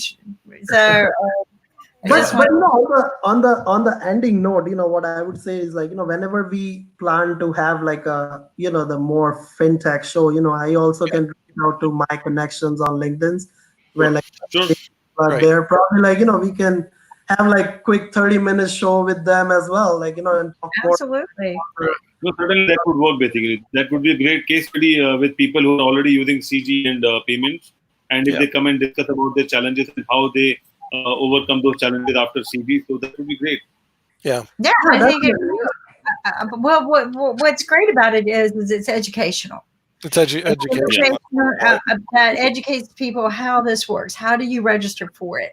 And these are some of the things and why you would do it. That's very also more talk about like how the payment industry works in general, like, not like in CG point of view, but in general, like I have a lot of connections who are like CEO in like one of the encryption companies and all that. So probably like it will be good to have like, their see what they thought about the payments and secure payments and everything. We have our own money show. Yeah. And you don't have to that everyone loves money. Everyone loves payment. So everyone would like to join. I like receiving payments. I know we need to wrap up, but I want to say something that's really stupid about our IRS department, right? Because you guys know I'm under audit and everything. And I go to the Money 2020 every year, right? Like Money 2020 is a big industry conference.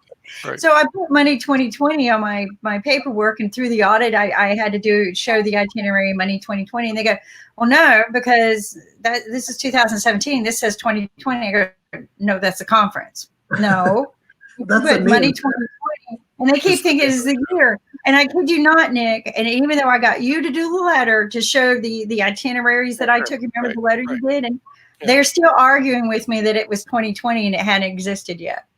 I don't know if there's some vitamins that I can give them to rejuvenate their brain cells. Okay, but it doesn't surprise me. But no, they keep going. No, that's 2020. No, I understand. That's the name of the show. It's called Money. No, they're not getting. I don't know what they're going to call it. I don't know what they're going to call it in the year 2021. Maybe it'll still be Money 2020. Who knows? The thing is even though I show them the conference pages, like I've been able to copy paste them, they still won't allow it because they say it's the year 2020. That's the reason you have judges in courts, because you get somebody hopefully with a brain. Right. Yeah, so don't deal with field auditors. That's funny. Yeah, and tell them next time that when we say like this is a strong company, it doesn't mean that the building is strong. Is or the foundation is strong. It means like the company is like financially and like processing wise strong. It's nothing to do with the foundation. That is exactly like when they say like Money 2020, just say like it's a name. It's a name. This is the name of a show. I mean, and they had 11,000 people there. I was impressed. I mean, it was bumper to bumper people at the payment show. And I was kind of like, this is a big industry. And I was in financial services for 37 years, never even heard of it. So I walked in there by mistake. And I'm going, oh, what are these guys doing here? Oh, they're going to process $98 trillion worth of business and take a percentage of it. I was going, that is a smart thing. So you had a lot of smart people there. You know, John Scully was there. So anyway, a lot of every all the smart brains are there. You know, pretty much at one roof. Ankit, do we have our ambassador? Yes, bring our ambassador on.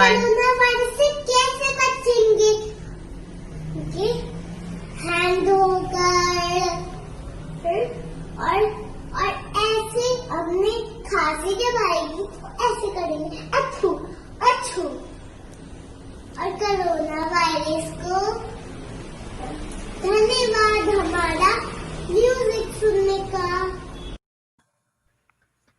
Someday I'll not understand what she's saying. She's real cute, but I don't know what she's saying. Must be Hindi.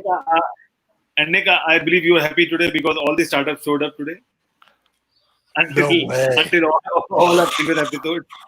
We've had a whole That's thing. amazing. That is absolutely amazing. Yeah. We made progress. Yeah, good show. Progress. Thank you for joining us, and we look forward to see you every time. Mr. Kamel. Yeah.